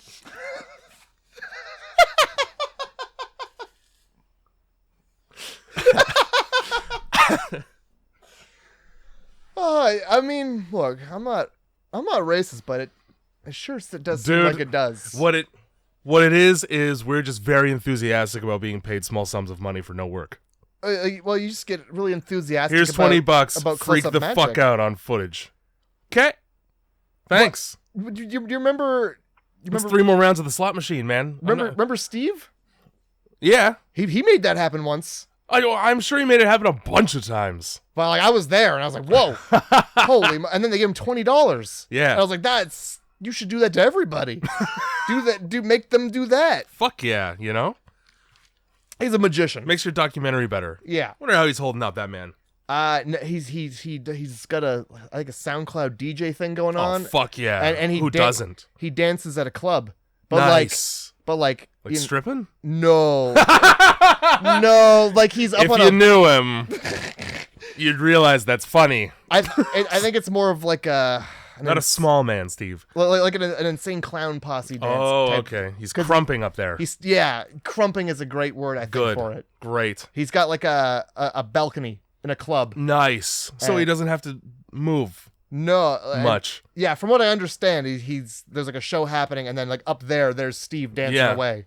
Prominently displayed because of his size. You can't miss him. He's a great guy. He is. He taught me how disgusting popcorn chicken and potato bowls are. You should have just known that. I wish I had. I wish somebody had taught you as a child. You know why the KFC bowl is famous? Because it's shitty. It's famous. It's the famous shitty bowl. It's like Taco Bell. No. It's not. Yes, though. It's fine. Taco Bell is known worldwide for giving you diarrhea. It's fine. It does. It's what that does. It doesn't give you diarrhea if you have it often enough. Oh, yeah, because that's... Okay. You got to acclimate your body to that level of meat that's been in a bag, in a freezer, and then cooked in boiling water. Yeah, I know. They have a whole machine that cooks sleeves of bagged meat. I don't like it. And it's called boiling water in a timer. I don't like it. Well, it's delicious. I don't know what the fuck you don't like. This is where we get the everybody's grilling Kurt. They're like, Kurt, why does it look like a dog, Kurt? They don't I just learned about this today, man. Kurt's like, I'm the fucking drunk pilot. I'm just a helicopter pilot. I don't know why. I'm barely licensed to do that. Yeah, I don't know. I'm just here for the J&B. Did I leave that in here? Have you seen? Cause I think there's some swill in the bottom of that I'd like to polish off. given what I've just witnessed. Yeah. And then we get the Doctor looking at the fucking game of asteroids. Yeah. And I want to paint this picture for anybody who's not seen the movie. It's literally you're watching, and other movies do this, where you see a natural cell and you see the invader cell, and the invader cell consumes it and then replicates it. But it's 16-bit pixel graphics, and the invader cell has devil horns. It sure does. They made him a little Satan. And like back in the 80s, that was probably like, whoa. Holy shit. Is this the Matrix? My God. Did you consult Atari for this? Oh, boy. I don't know how you got those devil horns to not be square. There is a game. I should not mention this. Should. There is a game on Atari called Custer's Revenge.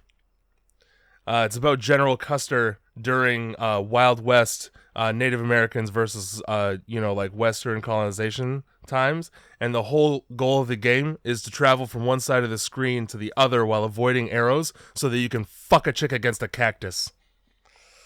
Oh God, I'm gonna ruin this shirt by yanking the collar here. It's not consensual sex. I am. I can feel the temperature rising. Anyway, oh boy, be that game as it is, its graphics are marginally better than these. Boy. Now General Custer, he's I wouldn't. Like, he's not a white guy, is he? Oh, you better believe that he is. Oh, no! You had better believe it. And once again... So it's called Custer's Revenge because he was killed by Native Americans during some kind of civil dispute between them. Custer's the guy that wore a blindfold, smoked a cigarette when he got shot in the face. That's like that iconic image. So, anyway, I shout out James Rolfe, Angry Video Game Nerd, for making a fucking 20-minute video about that. Now, Atari, are they a Japanese company? I'm not sure. Do you think they were just like, let's make a game I think they're American. I think they're American because I know of contests they had in the States. It's worse if they're American. Yeah. It's way better if they're Japanese and they were just trying their best. Out of the two races that are present in that game, one of them deserves to take revenge. And it's not Custer. Boy, old white men sure fuck everything up, don't they? Dr. Blair. Once again. Dr. Blair and Gary. So, this high-tech supercomputer. Yes. It must have been running so hot. That's how they don't even have space heaters in this place. No. They just have that computer on. Yeah, hey, doctor, simulate 2 squares for me, please. I need the room to be and then, hot. yeah, like 3 rooms over. Like I gotta cook eggs. On the tower, yeah. This is where the supercomputer tells the doctor that the likelihood of another team member being infected is 75%. That's right. That's a high number. That's about enough for this doctor to go, well, give me my gun mid-vodka. You're right. He sure does do that. Oh, fuck. I do like that that was a large amount of urgency from him. I appreciate that. 75% means fucking most. Put the vodka down, grab the gun. Well, the thing about that vodka is you want to have it nearby because it's sterile. That's true. How do you know? Maybe that's why Kurt Russell doesn't get infected all movie. He's just because his blood is Scotch. It probably burns an alien. I mean, it's barely Scotch. One of the ways that I could tell whether or not people were infected is whether or not they were putting drugs and alcohol into their body. Interesting. You know? Okay. I guess does the weed guy stop smoking weed? Yeah, well, he gets tied up, but I think there's a certain point where he no longer is visibly smoking weed constantly, and that's when I became suspicious of him. Okay, damn. Because the alien has no reason to consume anything that would hinder its ability to kill and eat things for its survival, right? Right. You know who I was really suspicious of was that curly-haired fuck. Who, isn't in the movie at all up until he's an alien. Windows or Palmer? Because they both had curly hair. Palmer smokes the shit out of weed. Oh, Bennings. Yeah, Bennings. Yeah, Bennings, whose arm turns into something from fucking Akira later on. Yup. In a pit. That's the one. Yeah, fuck him. Yeah, like... super quiet and out of the way all movie. Always, barely exists all movie. He's the guy who gets shot. By the Ouija's. No, that's the redheaded gentleman. I think they're the same guy. No, this guy had a goatee and he was a ginger. Well, gingers are redheaded. Dark ginger. Okay. This guy's had light curly hair. At one point, a lot of these guys just blend together because they're all balding. We're all doing our best to describe a group of white men to you and make them all sound like they look different. They don't. One is Wilford Brimley. The other one's Kurt Russell. Everybody else is a white guy. Yeah, just a white guy with various stages of beard and hair growth. Yep. I want to point out that you can always tell that it's like a made-for-movie piece of technology when its output seems human. So this computer giving him that 75%, like it's speaking to him like it's a person. Yeah. That could very well just be lines of code. It probably in 1982 would be. Because you're working at like DOS, right? Yeah. You just want the stats to come out. You don't give a shit about whether or not it's like, hey, buddy, just so you know, 75% of you are fucked. Whoops. I don't think that computers even had speakers back then. You probably would have had to get the loudest printer in the world to sprint. Yeah. One line at a time. Oh, yes. I'm spitting everywhere, but Only that's what marginally less annoying than fucking modem. Oh connecting my to the god! fucking internet with a modem. If you had, oh god, what are those printers called? They print on the special paper that's, it's first of all it's combined together in a long strip of paper. Yeah, and you huge always folded stack. and you peel off the edges. Yeah, and you fold those together to make a spring. That's right. That's what you did with that paper, as opposed to doing your homework on it. Yeah, and you haven't seen this paper in years. I'm talking to the royal we here. This paper has not been a functional piece of technology. No, ever since notebooks got invented. Like we don't need it. You can't run it through a printer these days without the printer throwing up. It's like it was always way wider than regular paper. The printer it shoots back on your monitor. The fuck is this? I'm trying. But yeah, it always had that that's the printer he needs. Yeah. But no, and it also is like, hey, just so you know, I also calculated how fast it would take to fuck everybody with this alien. 27,000 hours. If it gets out there, but don't let it get out there. I'm a computer. Just so and now I don't know how long 27,000 hours is. I think they might say in the movie. It's like 2 months or some shit. I don't remember. I don't know. Either way, way too short of a timeline. So essentially, this is Dr. Blair discovering that no matter what happens, none of us can ever leave the base. Yeah. And it makes him psychologically unhinged. Oh, as it should. Right away. Oh, yeah. I don't know why he just didn't go around killing everybody in their sleep, but that's cool. Kurt's trying to make a thing. He's like trying to leave a record. Yeah. Or no, this is where they're like, hey, we're gonna put this fucking lump of shit in the storage, Kurt. You gotta move all your shit out. Right. And nobody notices that this thing is still alive. No, that's what I mean. Like, how are you not keeping track of all of its little thing tendrils fucking around in your base? I think the doctor even is like, or not the doctor, I don't know. The guy who's looking at the computer is like, oh, there's the cells. The cells are still alive. Yeah. It's cell activity. I don't know what he says. He says something to the effect of, hey, it ain't dead. Exactly. Making that. So this was interesting to me because there's a bunch of different dialogue between characters, but they're not all communicating together, even though they're essentially in an Airbnb. So, and like, it's the movie trying to drum up suspicion for the audience on everyone individually. Yeah. Like, even there were parts where even Kurt Russell is worthy of being suspected that he's the fucking thing. He spends a lot of time by himself. He's slinking around, talking to people in doorways without announcing his presence first, even though there's a horrible thing on the base. Yeah. Clark just doesn't speak ever, except to point the finger at other people, which is suspicious in itself. Yeah, he spent a long time with the dog, apparently. That fucking... I just want to get some stuff out of here without actually ever getting anything out of the room, I noticed. Yeah. When Kurt Russell has to move his shit. Yep. So yeah, they bring in the thing, and nose ring guy, by the way, is Fuchs. It's right here in my fucking notes. Okay. Or fucks, which is what I wrote. Well, with the nose ring, you always fucks. So, a little tip for everybody: if you don't have one and you get one, you'll find out. Yes. You fucks.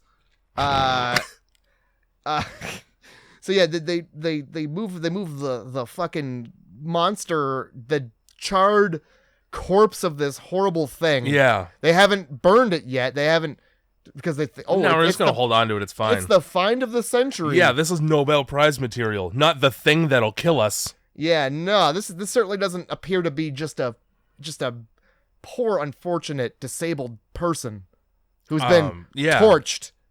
No. Yeah, and then so during that part as well, Fucks comes up to Kurt Russell and goes, in front of two other people that exist on the base, "Hey, can I talk to you alone?" Which, during this time, probably don't specify that. "Hey, can I talk to you away from these other two dickwads I don't want anything to do with?" I'm still going to say no. No, because I don't want to be alone with anyone. Yeah. Certainly not anyone that's touched the monster. Asking to be alone with anybody, fucking, you're kick him right off the ship. Mm-hmm. I don't want this guy among us. So they a little bloody feeler starts slipping out of the alien. Yeah. And fucking it's Bennings just in a corner by a window. Is it? I thought Bennings was the first guy to get it, because it's when the dog is going from room to room, and there's just a silhouette of a dude sitting on a bed, and it looks like he's got curly hair. It's toward the beginning of the film. It is, but he's still alive for the time being. So I think it's him and Windows in the room talking about moving the shit out. But that's why I wrote it, because in the scene itself, he's I want to get some stuff out of here, and then Bennings just bends over by a window and we cut away. So he never actually moves anything. I thought it was amusing. I think this is the redheaded dude. I think this is where he gets it, because he goes through the window and he's running, and then he's got and he's got the fucking slithered. He gets I wrote it right down, dude. This fucking movie turns into Harry Potter because that thing just slithers in. Oh God. So yeah, they fucking, this thing comes out, and then they're going back to reading some alien notes in a different scene. Yeah. Norwegian alien notes, probably. And then radio guy comes back into the room to find it just blood everywhere. Yeah. Windows. That's what I wrote. Yeah. So it is Bennings, because I wrote Windows comes upon Bennings being dicked down with the good pipe. All right. Yeah, maybe Bennings is a different guy who I'm thinking of. But yeah, they find him being absorbed, and and he's like, "Well, I'm gonna go get help," and then absorbed. And then by the time he comes back, there's nothing. Yeah, where'd he go? They mopped up the entire mess. Where'd that fucking ginger go? Where did that disgusting act of just getting sucked right off go? Out the window. Out the busted window. That's right. So once again, Dr. Blair fucking everything up with his cavalier attitude. Unbelievable. Fucking. So they look out the window and he's scampering away. All of a sudden, an alarm's going off and people are chasing him. Well, it's game time now. Oh yeah. When for all of the urgency that we now have, where was any of that while there was a thing and not just a guy? Yeah. Now it's a big deal. Now it's a great big deal. The Bennings burn scene is fucked, because it's just all of them in a circle like a human sacrifice while he's crouched down on the ground, hand askew. Oh yeah, he's holding his angel monstrosity arm. of a fucking hand. He's got the trigun gun arm thing happening. Like he ate the fucking One Piece fruit. It's like he held onto a firework and just screaming. So now, yeah, not quite speaking English. Just he could have been like, "Hey, please don't. Oh man, I really fucked my hand up here, buddy."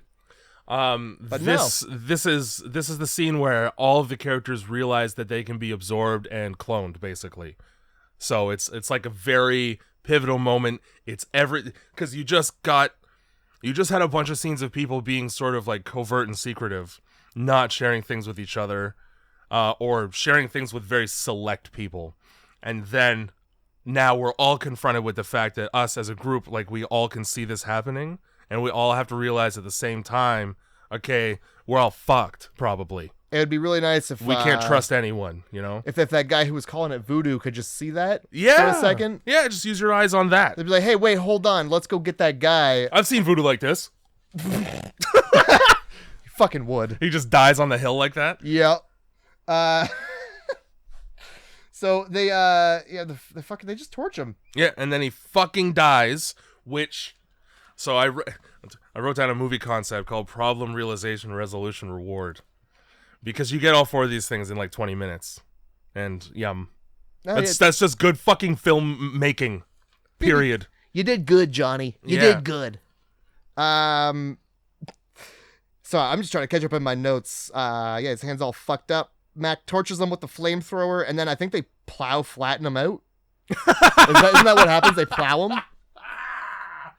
I may have missed it because I was writing a bunch of shit, but probably. Yeah, they drive a plow over him after. Here's the thing. Why don't you do that with a lump in there? Oh, no, that's what they do. Yeah, so they decide, hey, we're going to torch all those motherfuckers. Yeah, okay, you're right. And then, they drive a plow over it. And it reminds me of the episode of The Simpsons where where Bart ruins Christmas by melting the tree. And it's just like big plastic puck. Yeah. And then they bury it in the snow like that. Those are the vibes I got. No, that's perfect. That works just great. Wilford Brimley now decides that the radio's busted anyway. I better just double check with an axe. Oh yeah, he goes fucking Axes wild. the shit out of the radio room. Yeah, I think he's deciding that we're done. We're done here. It's all good. Nobody's going nowhere. I'm Wilford Brimley, and I've got diabetes. No dogs make it 1,000 miles through the cold. Why didn't you bring that up when it showed up? Yeah, why didn't... why wasn't that weird for you when it was happening instead of now? Why didn't you let that man shoot his dog? It's not your dog. It's his dog. And you have some. If he got a bunch of them. If he wants to kill his dog, let him kill his dog. That's how that works. This is a free piece of land. I don't know if it's a country or what. No, it's probably like international waters, but it's with snow instead. Yeah. Oh, fucking yeah. If he maybe just let him do it. But no, here we are, fucking Thingtown, where dudes pull their dicks out. Fuck. And then for somebody who really, really was so invested in preserving the dog beforehand, Blair sure does kill every dog on the base. He sure does. And then Clark sees that his dogs are dead, and he just goes full Columbine. Fuck it. He might as well have put on a trench coat. No, he basically almost did. You know? He put on a long winter coat. It was nice. It was nice and warm for him. We also, I think Kurt catches somebody fucking around with the helicopter in this scene as well, and they run back into the base. It's very probably goddamn Blair. Look at what he's been doing. I mean, if it's not Blair, it's the thing. What I'm annoyed by is that they just shove him in a fucking cabin without actually asking what he's talking about. Like, they just assume that he's gone fully insane. So we better lock him up. Well, but like... He was trying to fucking explain his motives the whole time. It's one sentence. I ran this program that says that if this thing gets out, the world's fucked. Oh, now I understand why you're a nightmare. Oh, I go, well, what program did you run? Show me the floppy disk. You're fucking insane, old man. Show me the first in a series of 12 floppy disks that you would need in order to have all this data. Yeah, where are we going to start storing this? Fuck. We got more floppy disks than we got space. So they, he catches somebody fucking up with the helicopter, and while he's inspecting the damage, he hears a gunshot, and then this is where fucking Wilford Brimley is... Well, he's snapping. Wild West in it. I'm pretty sure it's Wilford Brimley. Is it? It is, yeah. Okay. Dr. Blair. All right. Then here we are. Wilford Brimley is just going wild. This is when I wrote this movie. It's about the consequences of violating quarantine. Yeah, for a doctor, he really doesn't understand quarantine at all. Because they like put him into a shed. Yeah. And he's like, "Hey, I'm not sick. I'm putting my arms up Yeah. in the air being like, what now? What now? All of the behaviors that a sick person would make. Yeah, like, please let me in. I'm not sick. Here's another really good example. You see his arts and crafts in the background? Oh, they were very much in the foreground. He's just in the shed with a fucking noose ready. This is like Just in case. Like for fuck's... In case of what? In case he needs to use it. On who? Himself! Oh, no. You know? But It's like, listen, either I get into this underground passage that we discover exists later, or I hang myself in here. There's no shitter. I've just been pooping in the snow. And it's starting to stick out like an iceberg. Fucking Clark. Well, he certainly doesn't like to find out the dogs are dead. That's right. He's And very upset by it. I think Childs gets sent to like talk to him and he gets shot. Mm-hmm. So that's pretty cool. Pretty cool about him. And then this is where Good way to kill one off, just like that. The doctor unloads his gun at him. And then he unloads himself of the gun by throwing it at him. Yeah, he does. Oh, that was one of my favorite parts, actually, because that's the silliest shit. Yeah. Yeah, fucking... Oh, I'm out of bullets? Well, duh. Gun. Blunt force trauma. And, like, he's around the corner. Why are you throwing the gun? You're not going to hit him. He's unhinged, all right? All right, fine. Kurt tries to pin him down with one of those folding tables. And, I mean... I think he tries to hit him with an axe, too. Yeah. And the axe is just in the room, so it makes sense. Yeah, a bunch of people come in and pile on him, and then Kurt gets 2 good punches in. Yeah, he does after the fact. Like, he's already been captured. Yeah. And Kurt's just like, just so you know. How's that? Whoopsie poopsie. Fuck. I slipped twice into your chin. My bad. It's like he's a roly-poly portly man. You don't need to knock him out. No, you just push him over. Give him a chocolate bar and no insulin. He's done. That's fucking Michael saying in the office to Stanley. You have some apple juice and tell me that you don't have diabetes. Oh my god. So at this point, Childs brings up a great point. Oh, I wrote it actually. What did it say? 20,000 hours? 24,000 hours? That's just under 2 years. Okay. Well, that's not bad. That's actually a pretty long time. Nah, I'd be fine with that. It seems like that's far too few hours, but I guess it's a lot. Maybe it doesn't count weekends. Yeah. The thing takes weekends off. Business hours. It's a day of rest. And that doesn't even count like after 8? No. Not even answering the phone. Childs is like, hey, how do we tell who's an alien? And for some reason, I just started getting suspicious of him. Just because of that? Yeah, because it seems like he was like, well, we could all be aliens, huh? Wouldn't that be weird if we all were? Yeah. I don't know how we're going to tell. And then this is where they come up with like the blood test, which I didn't really understand because if they have all this blood, like it's already out of you before you became an alien. I think it was for the purpose of taking it out and then replacing it. You know what I mean? Like a transfusion. Yeah, but I mean like how... So we get your blood out of your body, right? But we have to go to the blood room where the bags are so that you don't die of not having any in you. No, but... Well, they were going to test that blood, I thought. Maybe, and if that's the case, that's not how that works. Yeah. It was just an excuse to have a conflict in the blood room when we open the door and somebody's been drinking it like a vampire. Yeah. Somebody's caught wind of this plan before it even happened because they pocketed a key from one of the old white men. I don't know who. Wilford Brimley, likely. He seems like the sheriff who would have a fucking huge key ring. I think during the argument, Gary, who's like the tall old white man, says that he's in charge of it. The key, somebody accuses it of never leaving his key ring on his belt or something like that. I have no idea. It's whoever it is. It's the guy who's got the gun, and he's like, "Well, you guys don't trust me with this gun." Yeah, that's the guy. And then fucking Dr. Nosering is there, and he's like, "Well, I gave the key back to old white man," and old white man's like, "Well, I'm an old white man." Don't you have a fucking logbook? No, it's the. Where's your logbook? Hey, entering the blood room. Just a heads up on that. This important ass refrigerator that has the things that will save our life if we're in trouble in it. Write that down. Time card. Punch in. Nah. Let's raw dog it. Raw dog life. Raw dog life.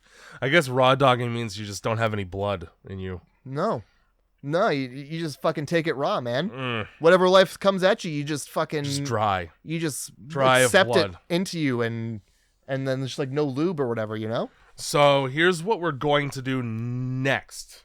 What are we gonna do? We're gonna drug the only 3 people that have confirmed contact with this thing at any point. I think that's a great idea. I think we should give them definitely needles, because when they didn't have needles, the radio guy ran and he got a shotgun. Now I'm a little confused. Good point. That's a good point.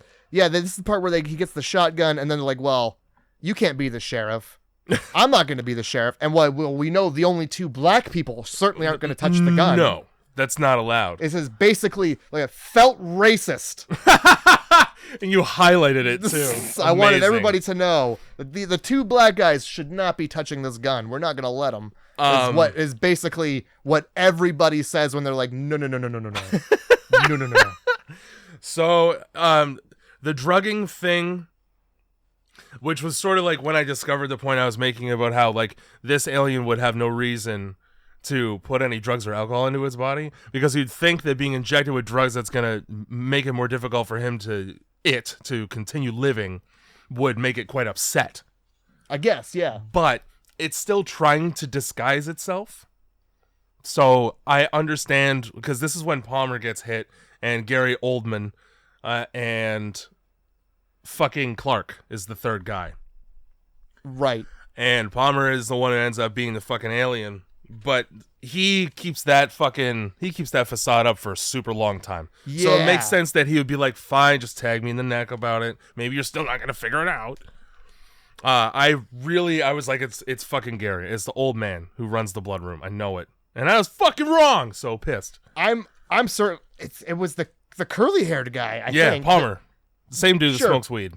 No. Yeah. No. Though. I'm headphones. The one I'm talking about is not him. Okay. It's a different curly haired guy. There's a curly haired guy, and he's put in charge of watching the 3 people who are getting drugged. Oh, yeah, different guy. Yeah, that's the guy I've been suspicious of this whole time, because he doesn't show up until now. Yeah. He's just there, you know? Barely in it. He's just always like shifty-eyed, kind of in the background, and now he's got a job. You'll also notice that during this scene, Kurt Russell has replenished his Scotch reserves.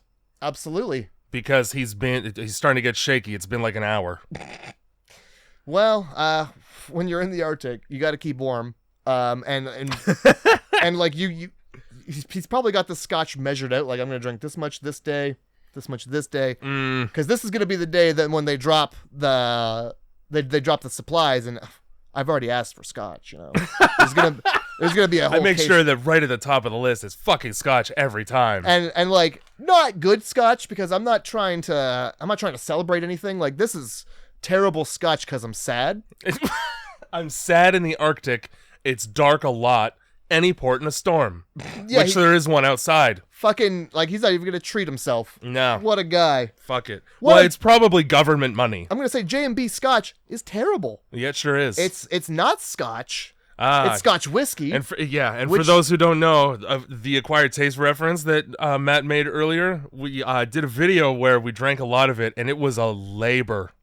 It was not good. No. It didn't matter how many rocks we put in that shit. I elected for gin and grenadine instead. Disgusting. Yes. This is the scene where the beaker's all fucked up because they're doing this shit.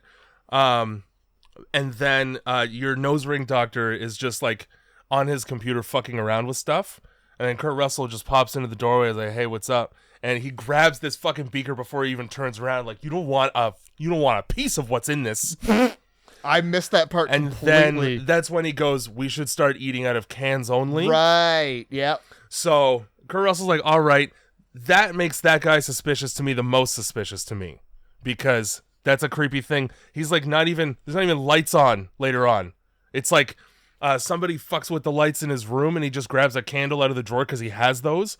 But during that scene, the beaker, the water in it, the liquid, turns from clear to black. And I have no idea why the fuck that happens. Because it doesn't make any difference to anything in the movie. I thought it was some kind of continuity error. I mean, it might have been. It could be, right? I didn't even notice that shit. So I had to watch it twice because I was like, wait a second, wasn't that just water before? Well, I mean, the lights are out. Maybe he just grabbed the wrong beaker of fluids. So what I ended up thinking was that I thought it was a day to night fade, and I was like really impressed by that. I wrote all this shit about how that's a cool way to do day to night. Is like having the lights go down, now it's nighttime and he needs a candle because he's been so enraptured in trying to figure out how to not die that he just doesn't notice time has passed. But then right after that, somebody's been fucking with the lights in here, I don't know. So my whole fun, cool thing that I thought I was watching just got shit on. No, yeah, somebody flipped the switch, Jay. Some dickhead flipped a fucking switch. You read far too deep into that novel. And he's barely concerned about it. He's like, well, thank God I got these trusty wax candles that suck. Yeah, let me light these candles and then follow the first figure I see in my doorway. Yeah, the first shadowy figure traipsing by my door, for Christ's sake. And like knowing the climate of, just what's going on right now and how... You'd want to do the opposite of that, I monsters think. are out fucking people in the face with tentacles. Like, I'm not... You don't even hear footfalls. I wouldn't trust that for a second. No, I'm good. I got, I got my lab, close my door, fucking light some candles. Cool, it's going to be ambient bath. in here. Oh, yeah. Fuck yeah, dude. Yeah. I might as well go out tranquil. For sure. If I'm going to die, I got to treat myself. Yeah. I mean, and somebody's got to treat themselves because nobody else is. This is when we go and check on Doc, and he's just got a noose. It's a sliding people, like a prison door that they're talking through. And he made a point of putting that noose where it is prominently visible from the door. Well, yeah. Look at what I've done. Look at what I've done because you put me here. And then, yeah, I'm all better, I swear. I swear I'm all better. As he's trying to, like, do that fucking thing like the guy from X-Files, just, like, squeeze his way through the tiniest hole with just his face. Yeah. Oh, God. I forget what that one's called, but it's a good one. Jeez. It's like you're not fooling anybody. No. Take an acting class. I think this is where they start shooting people up with morphine. Yeah. The three, yeah. And then the doctor, I got suspicious of him because he's like, nah, don't give me the needle. I'll give me the needle. Thank you. Was he gonna pull some fucking sleight of hand shit? And it's gone. Yeah, like, everybody turn around. I can't do this while you're watching. He's like, yeah, I'm not a prisoner, and I'm gonna give myself the needle. I'm an old man, and I need to establish some independence before you put me in the home, because I can't keep track of the fucking blood room keys. No. And for that, morphine. Yeah, right in you. Which we have, I know, because I've seen it. and when I mean I've seen it, my veins have seen it. My veins have seen it. I'm well versed in the exact amount of morphine we have on site. Yeah, Kurt just fucking knows. We're gonna give him morphine, and we're gonna give me morphine. You know what? I'm gonna get the morphine first. Actually, I want to make sure it's still good. So yeah, we're gonna fucking morphine these guys up while we come up with a new test. Yeah, and while this is happening, Fuchs is just dead in the snow. Hey. He's just dead for following a shadow. That's what he gets. It is. He's charred. He's crispy. And And they come up with, like, theories as to why that is, and it's... Well, only one person has been handling the flamethrower. It's true. Isn't that suspiciosa? But nobody says that. They're thinking it. The theories are, well, either he burnt himself or the thing burnt him. I don't know. Neither of those make any goddamn sense, no, they guys. They don't make any. He's like, he probably burned himself before that, so the alien couldn't get to him. Suicide. How cool. Yeah, that's how I'd do it. Absolutely. I would definitely light the most fucking painful way accessible to me in the Arctic. Yeah. I certainly wouldn't just go into the room where all the people are and be like, please help me. The thing's here. I want you guys to see that I'm not the thing, and that's the thing. Yeah, that would work. This is very important that you see. I think this is where we get Kurt making his, like, he records, like, a record. He wants there to be a record of what's happening, and he's recording. And then he doesn't give a record of anything. No. He just says some shit about, I think it rips your clothes when it gets you. Yeah, because he found some in the trash. That's it. We put those two together that way. Yeah, I found some dirty clothes belonging to a guy who's dead now. The thing just really loves to get fucking buck-ass naked in the snow. It just can't wait. And so yeah, the big telltale now is ripped clothes, because clothes don't rip. No, especially not in a panic. Yeah, they certainly don't ever like go through the wash and become ripped or tattered. Yeah, that never happens. No, we certainly don't have a fucked up dryer here out on the base. These are Carhartts. No, they stand the test of time. Until a bad dryer gets a hold of them. A bad dryer. And by a bad dryer, I mean an alien who's morphed themselves into a drying machine. Well, I don't know. I'm just trying to put two and two together. The last thing he'd be worried about is your sundries. No, he's tearing through those to get to the meat? To get to the entry number 2. So because Fox is dead, we've decided that we're going to start boarding up doors by taking 2x4s and just nailing them into nothing. Yeah. It's pretty cool how that just like keeps things safe. I think it works just fine. I think this is where they find Mac's ripped clothes in the. Yeah. Yeah, they find. So now, because there's a burnt man. And poor Kurt Russell's clothes are just torn apart in a trash can or wherever they find them. In the snow, maybe? I can't remember. I think it was in the snow. Now he's suspect number 1. Yeah, because nobody would be able to go into his cabin and rip his clothes up. And no. Seems like a real dick move, knowing how cold it is, to rip somebody's clothes up and throw them in the snow. Real dickhead move. Also, I'm pretty sure, Dr. Blair, they put him in Kurt's cabin. He's had access to fucking McCready's clothes. I don't know. I think he's in a shed. Is he in a shed? Because I thought it makes sense that it wouldn't be Kurt's cabin because of the crawl space. Well, but I thought it was, because that was like the only sort of like satellite building I saw that could house a person. Later on, Kurt and some other guy, it might be Childs, are out walking, and they go, "Oh, hey, we have to check out my cabin real quick because the light's on," and I always turn that shit right the fuck off. Okay, yep. No, that's good. And then, in the Arctic, a lot of the buildings just start to blend together. Well, yeah, they all look like school portables.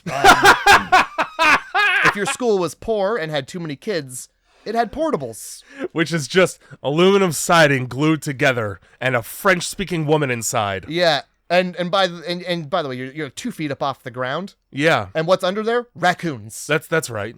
There's raccoons, and then the raccoons are kept at bay by a lattice. Which doesn't do that good of a job at all. No. If dogs can bite through metal, raccoons, they'll find a way. If James Vanderbeek can climb up it. There's always a way. Where there's a James Vanderbeek, there's a way. Yeah, they fucking pull that little slot back, and there's the noose. Yeah. Fucking the doctor's just some dramatic Karen, like, I don't want to be out here. Look, I made a noose, and can you not tell? I would like to come inside, please. So what he says is like, I'm hearing funny stuff out here. Yeah. And it isn't fucks. It isn't him, I swear. Go directly ahead and be more specific, sir. Otherwise, it sounds like you're lying. It certainly does. And this is where he proves that he doesn't understand the concept of a quarantine, when he's like, there's nothing wrong with me. And if there was, I'm better now. Yeah. You could just make that unilaterally decision for yourself. Yeah. Yeah, I understand you're a doctor, but are you a thing doctor? We're going to let every patient just decide their own. Yeah, I think I'm good. No, I don't have cancer. I think I'll be leaving now. I know that the test came back positive for AIDS, but it's been like a week. Get this chemo out of me. I'm feeling much better. That's how it works, right? When the chemo makes you feel better, you stop taking it. It's like antidepressants. Exactly. Once you finish the bottle, you're no longer depressed. Yeah. It's like a penicillin. Once you finish the bottle all at once, you're no longer depressed indeed. Oh my god. There's nothing wrong with me. I'm better now. And then nobody's like, what's with the noose, buddy? You okay? Yeah, nobody says shit about that noose, do they? It's a very... the doctor, he's always tying those fucking nooses. He's just working on his hoisting and rigging for later. He's a nuisance. He's a nuisance with the noose. A nuisance is what he is. Oh my god, dude, a nuisance. He's like, I'm not gonna hurt anybody. You have my promise. That's Oh, do we? It's not worth much, Doc. Yeah, and then Kurt closes that flap right in his fucking face. Yeah, he does. waste no time. And it's not like a tent flap. No, it's like a sliding piece of metal. He's gonna get the point. Oh yeah, it's even ruder because it's a and not they're closing the whole fucking door. Yeah. And yeah, then they find the skull. They find a crispy boy in the snow. It's Fuchs. We figure that shit out. And then this is where Kurt just sends the one guy off to tell everyone what the hell we're gonna do. Yeah. At this point, I just wrote MacReady being one of the most 3 recognizable faces in a movie from 1982 means he's least likely to be infected. Yeah, because he is. Yeah, that's true. We can't have the leading man. We can't hit him with a flamethrower until at least the end of the film. He's too handsome. That's right.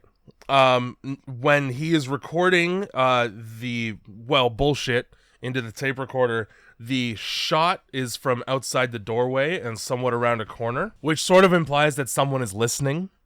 And then later on, when he goes out and he's with Knowles, Knowles just fucking cuts his rope.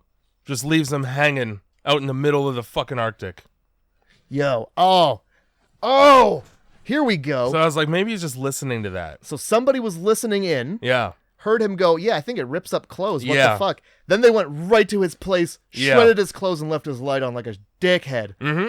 And so when they find his clothes all fucked up and he's out there dealing with it, they're like, it's probably him, right? Snip.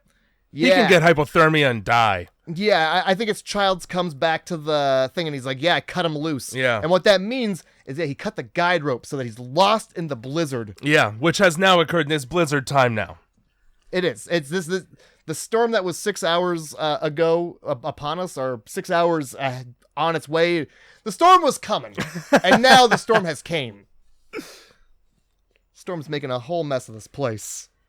And so they start getting into a fight about who could and could not be. Yeah. And then we get the knob starts turning. Well, who the fuck is it? I wonder.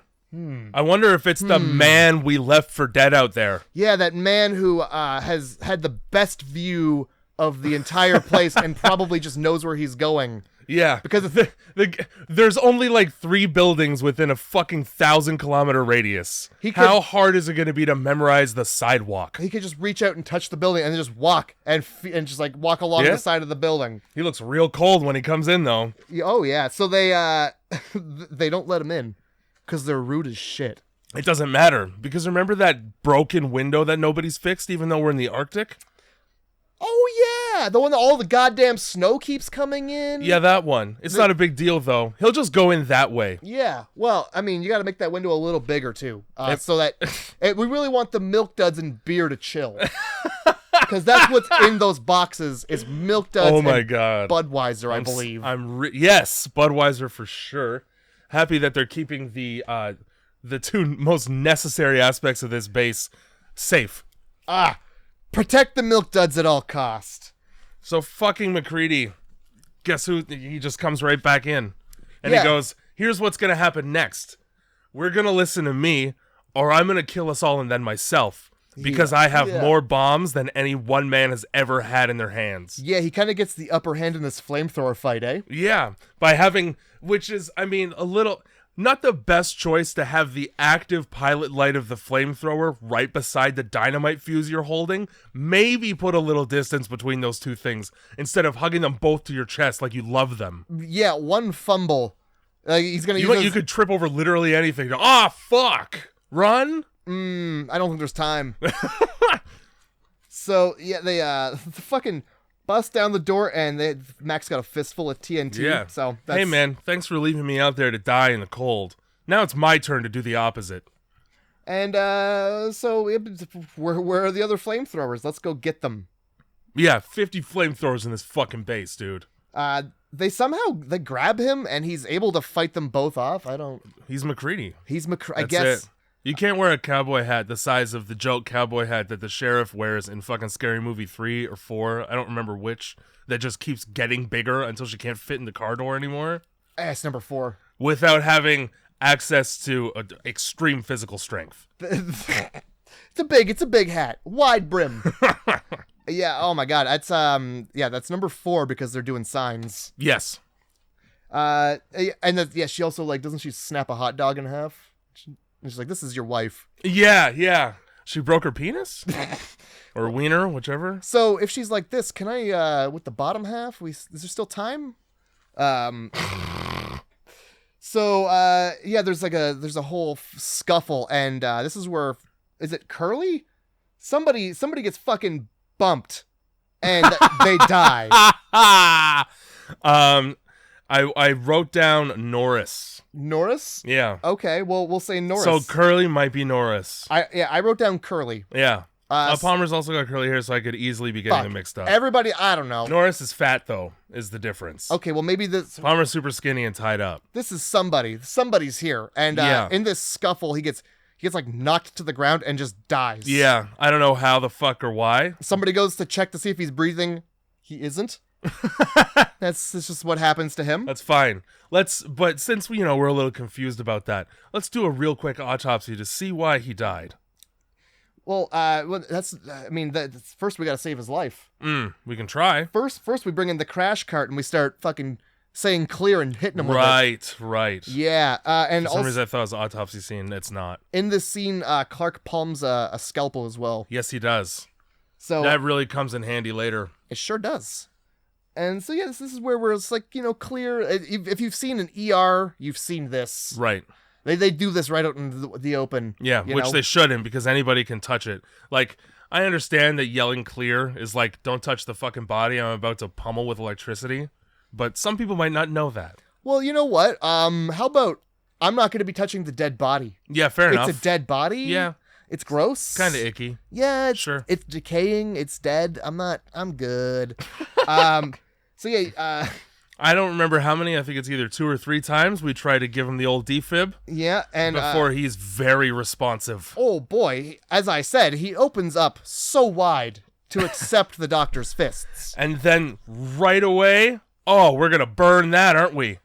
Yeah, we are. But not before I separate my head off. Oh, yeah. So they torch this motherfucker, and, the head, being part of the body, decides, I don't like this. I'm going to have a go of it in another city. And horrifically just extends and just like silly putty just goes until it snaps. Here's my thing. Nobody notices this shit. Nobody notices this shit. He gets all the way off the body while screaming, sprouts legs, and fucks off down the hallway a little. Yeah. Oh my god. There's a clip of it going into the hallway, and it looks like it's casually trying to be in like, nobody knows. The first thing I'm doing is looking on the ground for a spider. I've already seen it once. And like it's the spider the size of a head. Yeah. And it's got like plus eyeballs legs coming out of it for some reason. And that fucking tongue tendril again. Yeah. It's like the most easy to see thing in the whole room. Oh god, what did I write down? I wrote down where is it? Hold on. This is the problem with paper. Yep. No, that's fine.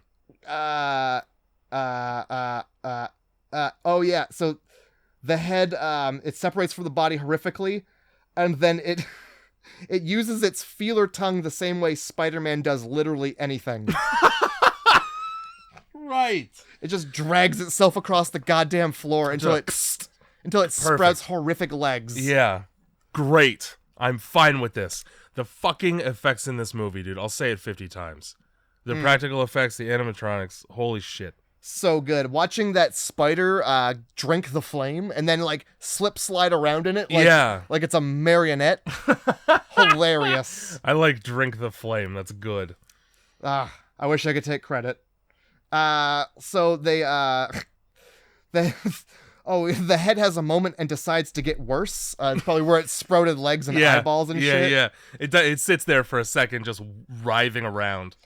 Oh, boy. And then, so they hit it with the flame. I wrote LOL at it attempting to casually stroll out of the door. Yeah. It's trying to be nonchalant. Like you're shoplifting. Absolutely. He's stealing a head. If I act like I belong here, nobody's going to hit me with fire. That's for sure.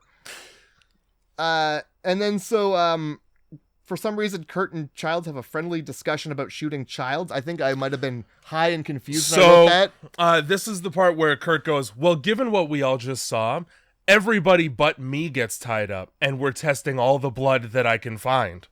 all the blood in you is going to get tested now. Yeah, he's and Childs is like, he's nah, fuck that. I don't think I want to be tied up. Yep. And then McCready, Kurt Russell goes, well, here's your other option, a gun, and then cocks it, and Childs goes, I guess you weren't kidding. No, it's a gun in your face. During this scene, Clark, because of the scalpel that he has earlier, tries to get one over on Kurt Russell, but Kurt Russell's got the fucking fastest hands in the West. Oh my God, yeah. Bip, right between the eyes, perfectly. Yeah, just in case Childs had any more thoughts that this might be a fun gag. I mean, look, when it comes to heads splitting wide open and revealing alien tongues, I'm serious about the bullet 100%. Oh yeah, every time. Fucking Clark. Amazing. They tie up Clark's body because at this point you can't be safe enough. No, fuck it. Obviously, it's clear that when something dies or at least appears to die, it can still open its stomach up and eat your arms. So better safe than sorry. Yep, absolutely. And so we've got an idea for a blood test now. We're going to get all the blood we can, and then we're just going to hit it with a soldering iron. So during the scene where the beaker in Fuchs's office changes color, part of the thing while he's saying how we should all eat from cans is that he's been working on some testing ideas. Interesting how Kurt Russell uses none at all of the ideas he had been writing down. Because he was writing a lot. Oh, and fucking, there's no book in sight. He's like, you know what, fucks? Fuck your ideas. You fucking dumbass doctor. We're just going to make blood warm and see if that works. I don't really know the science behind it. Where did you go to school? Fucking university? You pig? Fucking Agatha Christie shit. Who done it? Probably the butler. Probably the fucking... The butler, I was trying to think of another character. And, I mean, it's so like murder mystery in that we're just going to amass everybody in a room and interrogate them procedurally. Only instead, I'm just going to poke your blood. I'm like, if this isn't where they knocked off Among Us from, like, it is. It has to be. This is apparently the best lie detector test on the planet also. It's like making people cut their fingers wide open and then harvesting their blood. I love it. So they start cutting people and like they show it and it looks like a bad magician's trick. Like because it's away from the camera, right? And they make the slice and way too much blood comes out, like way more blood than would come out of a cut that size. And also he has to like milk it out. Like so I was like, oh, he's an alien. He just wants it. It's not even for the test. Yeah. Well, like the way he had to squeeze it out of his it must not be flowing. Yeah, I was like, oh, well, he's an alien. Yeah. But no, it's probably a horrible trick finger that wasn't quite working for the movie. Can you hit the bike pump in the back? We're not getting enough blood out. Whoa!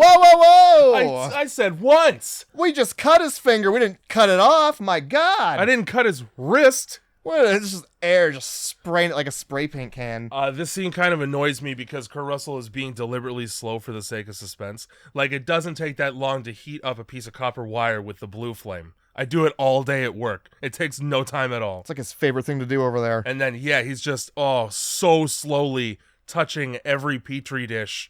Like, you could just go, bip, bip, bip. All right, you're 3, you're good.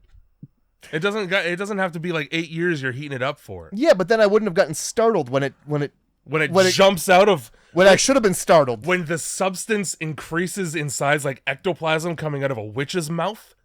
Exactly. It's this tiny cylinder and it's like fucking 3 feet of alien that comes out of it. It grows like a tree branch. Yeah, and then Palmer's just like, well, I guess the jig is up. Here's me. Oh boy, does he ever get jiggly. Boy, oh boy, does it... And it's so like Childs is tied up right beside him and it's like, that's the worst place you could be. He's just freaking right out and I was like, that's justified. Yeah, untie me right away, please. I'm getting out of that wooden chair if I have to break it. Oh my God, the look, it's so fucking hilarious. It is. Really cool effect with Palmer's blood when it spills on the ground. They tilt the floor so it looks like it's trying to escape. Yeah. I mean, I thought it was cool, but then I was like, well, they're just tilting a piece of linoleum. Yeah, I'm fine with that, with liquid on it. That's fine with me. All right. I would have preferred it to just do more tree branch shit. Or become a monster, you know? Oh, well. I mean, you get plenty of that anyway. So after being a a long day of being just an on fire, split headed motherfucker, he takes a long, hard nap in the snow. Yeah. Here I wrote practical effects bonus. Animatronics that are janky immediately make it look as though the alien is failing at mimicking human behavior. Yeah, it's a win-win. Like it's trying to be a person and it's doing a horrible job because it's a fucking robot. That makes sense. Yeah. Alien would suck. I'm just thinking of Edgar suit, you know? Oh, yeah. The whole my God. time. More sugar. Like he's watching the fucking alien go into the place where they get pierogies and he's trying to get comfortable in a human way, but all of his shit looks so fucked up. Yeah. You got a good point. You know? I think this is the point where Kurt is like, hey, just chill out, bro, and he throws him like a cool stick of TNT. Yeah. And it kind of acts like CBD in the way it helps him get to sleep. It's really, really effective for that. It's like melatonin. Oh shit! Wasn't there another? Doesn't he kills somebody too? Doesn't he? He like splits open and like somebody goes to hit him with the flamethrower, I think, and he just like it's windows. He fucks windows up. Yeah, he does. He fucks windows right up. Yeah, he opens up wide and just grabs him like a dinosaur. Yeah, by the windows right away. What a disappointing death that was, as a matter of fact, because like it was just, oh, you're done. Yeah, you know. It honestly, this is where the practical effects like I could have done without seeing. So he bites down on Window's head, and then there's it's about a second or two shot where they basically just look like two marionettes tangled up together. I loved it. I know exactly what you're talking about because he's like attached himself to the ceiling or something, so they're like jiggling in the air, or he's still in the chair and his fucking the head swallow doesn't come from Palmer's head, it comes from like his chest or mouth, stomach or some shit like that. So, like, his upper body is still, like, wiggling the fuck around. Yeah. Even while Childs is panicking, that's happening. Yeah. It's like somebody took a Stretch Armstrong and just had a seizure while holding it. Yeah, that. Love it. He's, like, throwing the guy around, too. Yeah. By the head. Yeah. With his head. Love it. Huge fan. Don't even care. So, yeah, Matt comes back in with the last of the guys. And they're all still tied up. Like, what's left of Windows is just... well, it's a pile. It's a congealing pile. Oh, speaking of, somebody just let out a congealing pile on my, yeah, that's a pile of puke right on this chair over here. Huh? Just fucking roll that away from me. That's disgusting. Speaking of, somebody just left a congealing pile. Oh, no. Oh, some more? We doing more of that? Thanks for getting away from me. My cat's throwing up. Sometimes they get excited when they're eating, you know? They're not eating. Before or after? We're just talking about jiggly-headed motherfuckers, and he got them all riled up. Yeah, it turns out JoJo speaks more English than we suspected. So yeah, what's left of Windows is, well, let's just say it's making a lot of sound for a dead guy. So he burns. Oh yeah, that's what happens. Well, it's reasonable. Oh yeah. You got to make sure if it's still noising around. Hit him with the fucking fire. Yup. And so with that, the blood tests are finished. It was great success. Yeah. We found out who was an alien and who wasn't almost immediately. Yeah. And it was really no problem at all. So movie's over. We're done. That's that. Everybody's good. Just kidding. Sorry about that. I lied straight up like a liar. For some reason here I wrote Childs is the most distrusting character in the whole movie, which is saying something because McCready was left for dead. He probably said some fucking dubious shit. I don't know. I think they go to check on Blair at this point, and he's no longer in infection jail. Right. He's the last person they've got to test. Yeah. And the door, which was bolted from the outside, is now wide open. Oh, good. How did that happen? Where might he be? Let's go take a gander inside the shed. Yeah. Where the noose is. And I don't understand this part of the movie because it's one floorboard and they look for 2 seconds and they peel that shit up and it's like an entire fucking tool and die workshop underground. There's workbenches, there's fucking like grinder discs just around. Who's out here making like a forge in their basement? Well, who's got the time? Also, exactly, who's got the time? Like he's got that done. He's also built a UFO. That's true. He did build out a UFO of helicopter parts. He definitely did build a UFO out of helicopter parts. They specifically say, well, he must have been stealing parts from the helicopter. What part of the helicopter is the UFO made of? You've got UFO technology and you're just fucking around in a helicopter? It's the rotors. Yeah? Yeah, that's it? Yeah. Okay. That's all. It's just the part that spins. Yeah. So as long as it's... That's the spaceship part. Okay. That's what you get, that centrifugal force inside of the Hadron Collider that you had to build out of snow and rocks. And then you throw up because you're spinning. And that's all it's doing is spinning you. Listen, it doesn't make a lick of fucking sense that this thing could just build another spaceship. Why don't you just go back to the other one that's fine? You have the helicopter. So, all right, this is where my question, sir. It's a blob monster. Yep. We're to believe that it comes from a blob monster planet. Okay. That's not the answer I wanted. I wanted you to be more sure, Jay. I'm waiting for you to continue your train here. So, I guess just my question is like, it's a blob monster. Like, how is it manufacturing gigantic spaceships? Moreover, and how is it controlling them? And to your point, I think, why is the spaceship shaped like that when it's a blob monster? This is a thing forever in alien movies all the time. The alien that exists inside the ship doesn't match with the technology that it's using. No. Because that, you wouldn't think that it would be like a rigid metal ship. It would have to be something that it can assimilate with in order to pilot or something like that, you know? Yeah, exactly. It would have to be made of like organic matter. It's like an Independence Day. Yeah. What are they just grabbing things with their tentacles? Like, how are they making this? I believe there were actual like arcade game handles that they wrapped those fucking phalanges around in order to pilot it. Sure. It's two guys on a flight deck like Star Trek, except they have giant fins for heads. Oh God, I love that movie. Great movie. Welcome to Earth, motherfucker. It's the best Doesn't part. he punch it right in the face? He for sure does. He goes into the hatch and like it's still alive and he blasts it one. So good. Oh, and he drags it all the way to Area 51. Like, what's your identification? He's like, he just pulls that out and he's like, here you go. Oh yeah, I think we. Is this like as good as a passport? Oh my God! After you finish this, watch that movie. Yeah, that's your bonus assignment for the week. Is go ahead and watch that movie a couple times. Don't watch the remake or the sequel. The sequel was terrible. I don't even remember there being one. Oh, that's good. I must have never seen it. It's good for you to not remember because I don't think Will Smith is in it. No, I'm not surprised to hear that. Let me tell you though, we see this fucking spaceship in the basement, in the dirty crawl spacement, and we'll blow that shit right up with dynamite and it'll be great. Let's do that. Let's do that.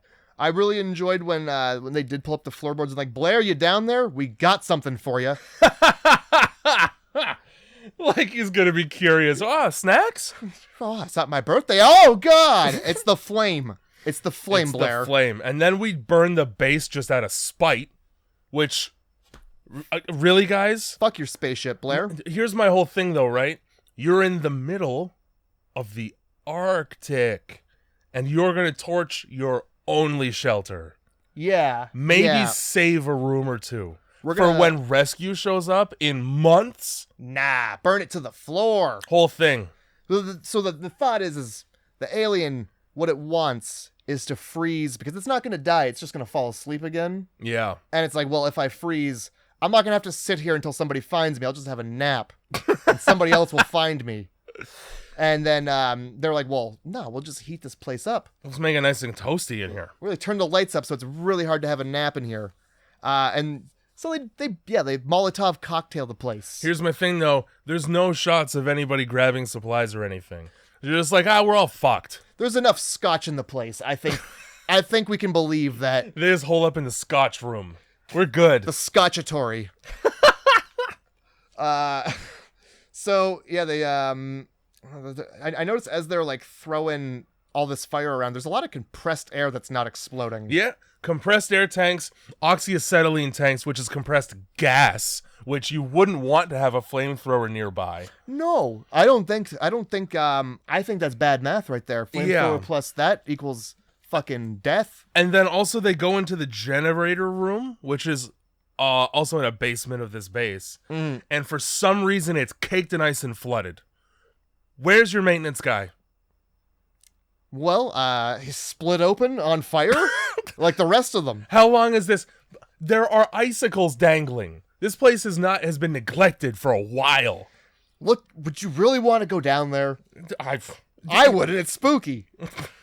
The fucking alien's down there. You got to do that thing where you shut the lights off and run up before the demon gets you. Oh, yeah. Because it's there, and I've seen it. It's a bad demon. So they're down in the basement, trying to find like a generator room or something. Yeah. And this is where Gary's like helmet light dies, and then the doctor hands to face him. Yeah. He goes, "Don't worry about needing to see, because I'll show you the world, and it's inside of my mouth." And then it gets pretty shunty. It does. It gets very shunty, and then it does. That's the only time that happens. I wrote, of course, Dr. Blair is the most thinged out of everyone.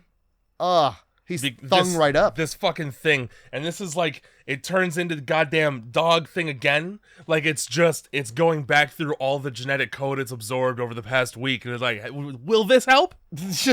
Remember me? What do you want to see more, your dog or Dr. Blair? How about both at the same time coming out of each other? Fuck's sake.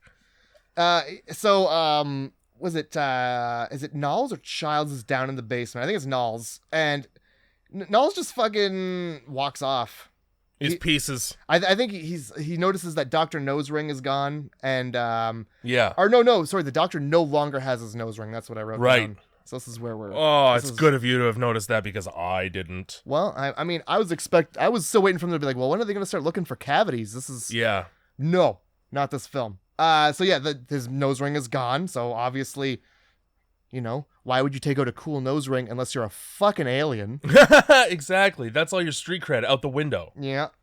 And then so Knowles wanders off for no reason other than to disappear and leave Mac alone. Yeah. And he's looking down the hallway and all of a sudden it's tremors. Yeah, I literally wrote the thing turns into a graboid because it fucking does. And now, is this the part where it's stop motion animation as well? I think so. Because I was upset.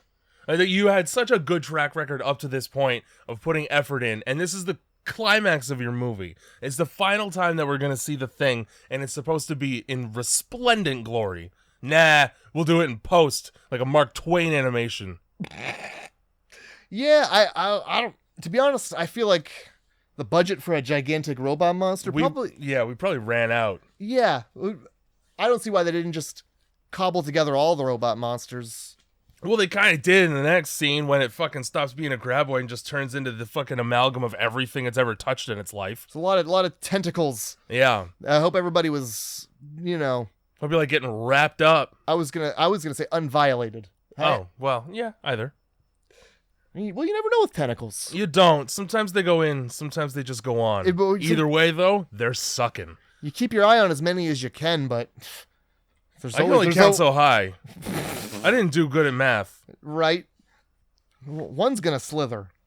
So yeah, it bursts up from the ground with like a bunch of tentacles. Yeah. It's a half Venus flytrap, half doctor, half dog thing. That ratio doesn't add up. Well, nothing about this adds up, to be honest. Because we blow up the entire base and somehow McCready survives still? Doesn't make a lick of fucking sense that he's nearby a massive explosion and is just fine? Yeah, I didn't even singe his beard. No, he's good. As a matter of fact, there was still ice on it. Well, he's a handsome man. What are you gonna do? He can't die. Bit of an inconclusive ending from memory. Which is cool. Yeah. That's what you want from the thing. You don't want a conclusive ending. We're unsure as to whether or not it's truly dead. And also, if anybody is not an alien, Yeah. Yeah, because it's sort of just like, well, how do I know that you're not? I guess we'll find out. Yeah, they blow up the place, and then Mac and Childs are the only people who are left. Yes. And Childs is like, well, how are we going to survive with everything on fire? And Mac's like, well, maybe we don't wanna. Maybe we shouldn't. Maybe we should just die here. Yeah, that should be, I think, a good way to go. Yeah. Just dying in the ice. Yeah. And then it ends. 9 out of 10. 9 out of 10? 9.5 out of 10. All right. It might be the highest rating from both of us of any movie. I mean, I would give it a 10, but I think you said that no movie can be a 10. That's true. Otherwise, the scale is bogus. I would like Just like no movie could be a 0 because that's no movie. I'll say it over and over. I would like the title of 10 to be secretly applied to this movie. I'll say 9.5 for politics. 9 because stop motion graboid. Spiderhead made up for everything. Racist voodoo. Spiderhead made up for everything. I'll say it till the dogs come home. Well, they don't, because they're part of a giant monster now. Yeah, they kind of got dissolved and absorbed. Sorry, dogs. And the ones that didn't got shot, so sorry, dogs. It's just sorry across the board to dogs. I hope that we don't watch another movie with dead dogs in it. That's no up promises. to you, though. I'm going to be honest with you. I forgot that it was my turn to write down movies. Here's something for you. It wasn't your turn. Oh, sick! Fuck yeah! See, I suspected that it wasn't, but I wasn't 100%. Oh, I just gotta get I was just going to take the hard-ass blame for that, but don't need to. No, Because I remembered you asking me whether we were doing the original or the remake, but I wasn't sure if I manufactured that memory. No. Right on. All right. What the fuck have you got for me? I wrote them down on my phone. On the heels of one of the best movies ever made. Like, so there's no following this movie up. Mm-hmm. This is gonna be one of those, how do I follow that? I'm gonna get tomatoes and a cane hooked around my neck, and I'm gonna get yanked off the stage for this bullshit. Oh, okay. You know, vaudeville shit. Yep. Old-timey stuff you're not allowed to do to people anymore. I was picturing the tomatoes also being yanked around off your neck. Oh, yeah. As if there is a specific kind of vampire you were looking to avoid. An Italian. Yes, that's right. Sauces. So, all right, here's your themes. Okay. All right. It came from space. All right, good theme. All right. Changing against your will. Another good theme. I'm patting my own back. Yeah, you are. I don't care. I'm throwing it in there. Checking mouths. Checking mouths anyway. Throwing that right in there. Because mouths were not... Well, technically, one mouth was checked by a defibrillator.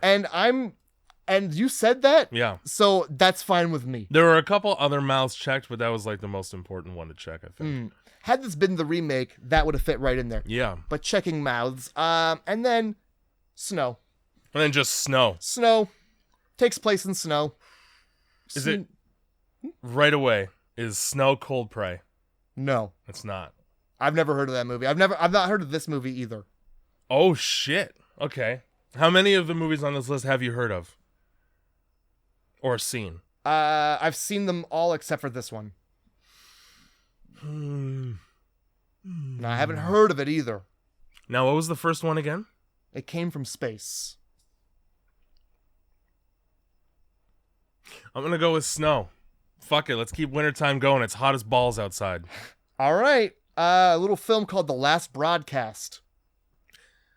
You're gonna hate it. I know. It's the Blair Witch Project for the Jersey Devil. It's worse.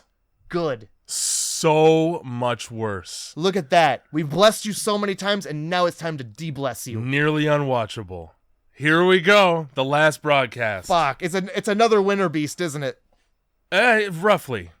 Fuck. Except found footage. Yeah. It's not Winter Beast in the way that the monsters. Okay. Am I gonna see a dick in a box?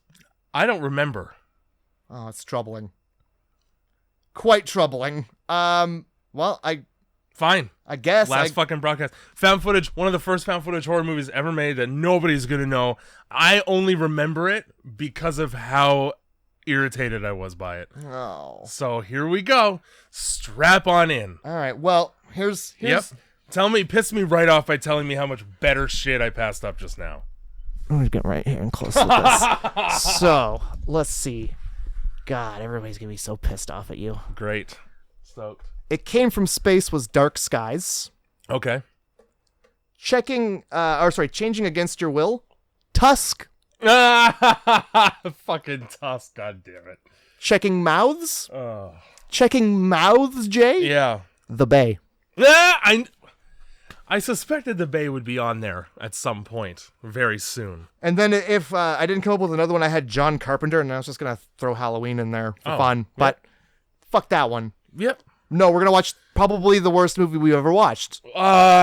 It's up there. This is what happens when we pick things we don't watch. Yeah, no, it's true. It better be good. It better be good for the podcast. I'm hoping it's better than I remember. It's not going to be. I doubt it. I was hoping that... million found footage horror movies, a bunch of which take place in wintertime, and that's the one you came up with? Okay. Well, I Googled horror movies that take place in snow, and the other one that seemed interesting was a different movie. Is it called like Finding Frankenstein or some shit like that? No, it was like people bought a house and the owner was still there. It didn't seem very spooky. Oh, fuck, what was it called? I don't know. Don't yell at me. I might know what it was called. All right, well, Grindouts fucking movie club. Next week, the last broadcast. It's good to have just a shit sandwich like this. Deliciousness in the middle, and then just shit patties. Shit buns. Well, what was the movie we did before this one? It was like Alligator. Yeah, Alligator sucked. It wasn't Alligator, it was Jaws. It's fucking Mimic, and that was Mimic. Garbage movie. Oh, Mimic. Yeah. Well, Good God. It's like making bread out of sand and then just putting a nice piece of meat in the middle of it. Yeah. Disappointing yourself. And you pick up the meat and all the sand kind of runs between your fingers and it's peanut in the butter meat. And pickles. Ugh. Well, I'm disappointed. Now I was kind of stoked. I was like, oh, new movie. Fuck me. We'll see. Maybe you love it. We'll see. We missed 9/11. It's 9/14. Shit. Do you have anything you want to end the podcast with? I didn't get a chance to make a wish.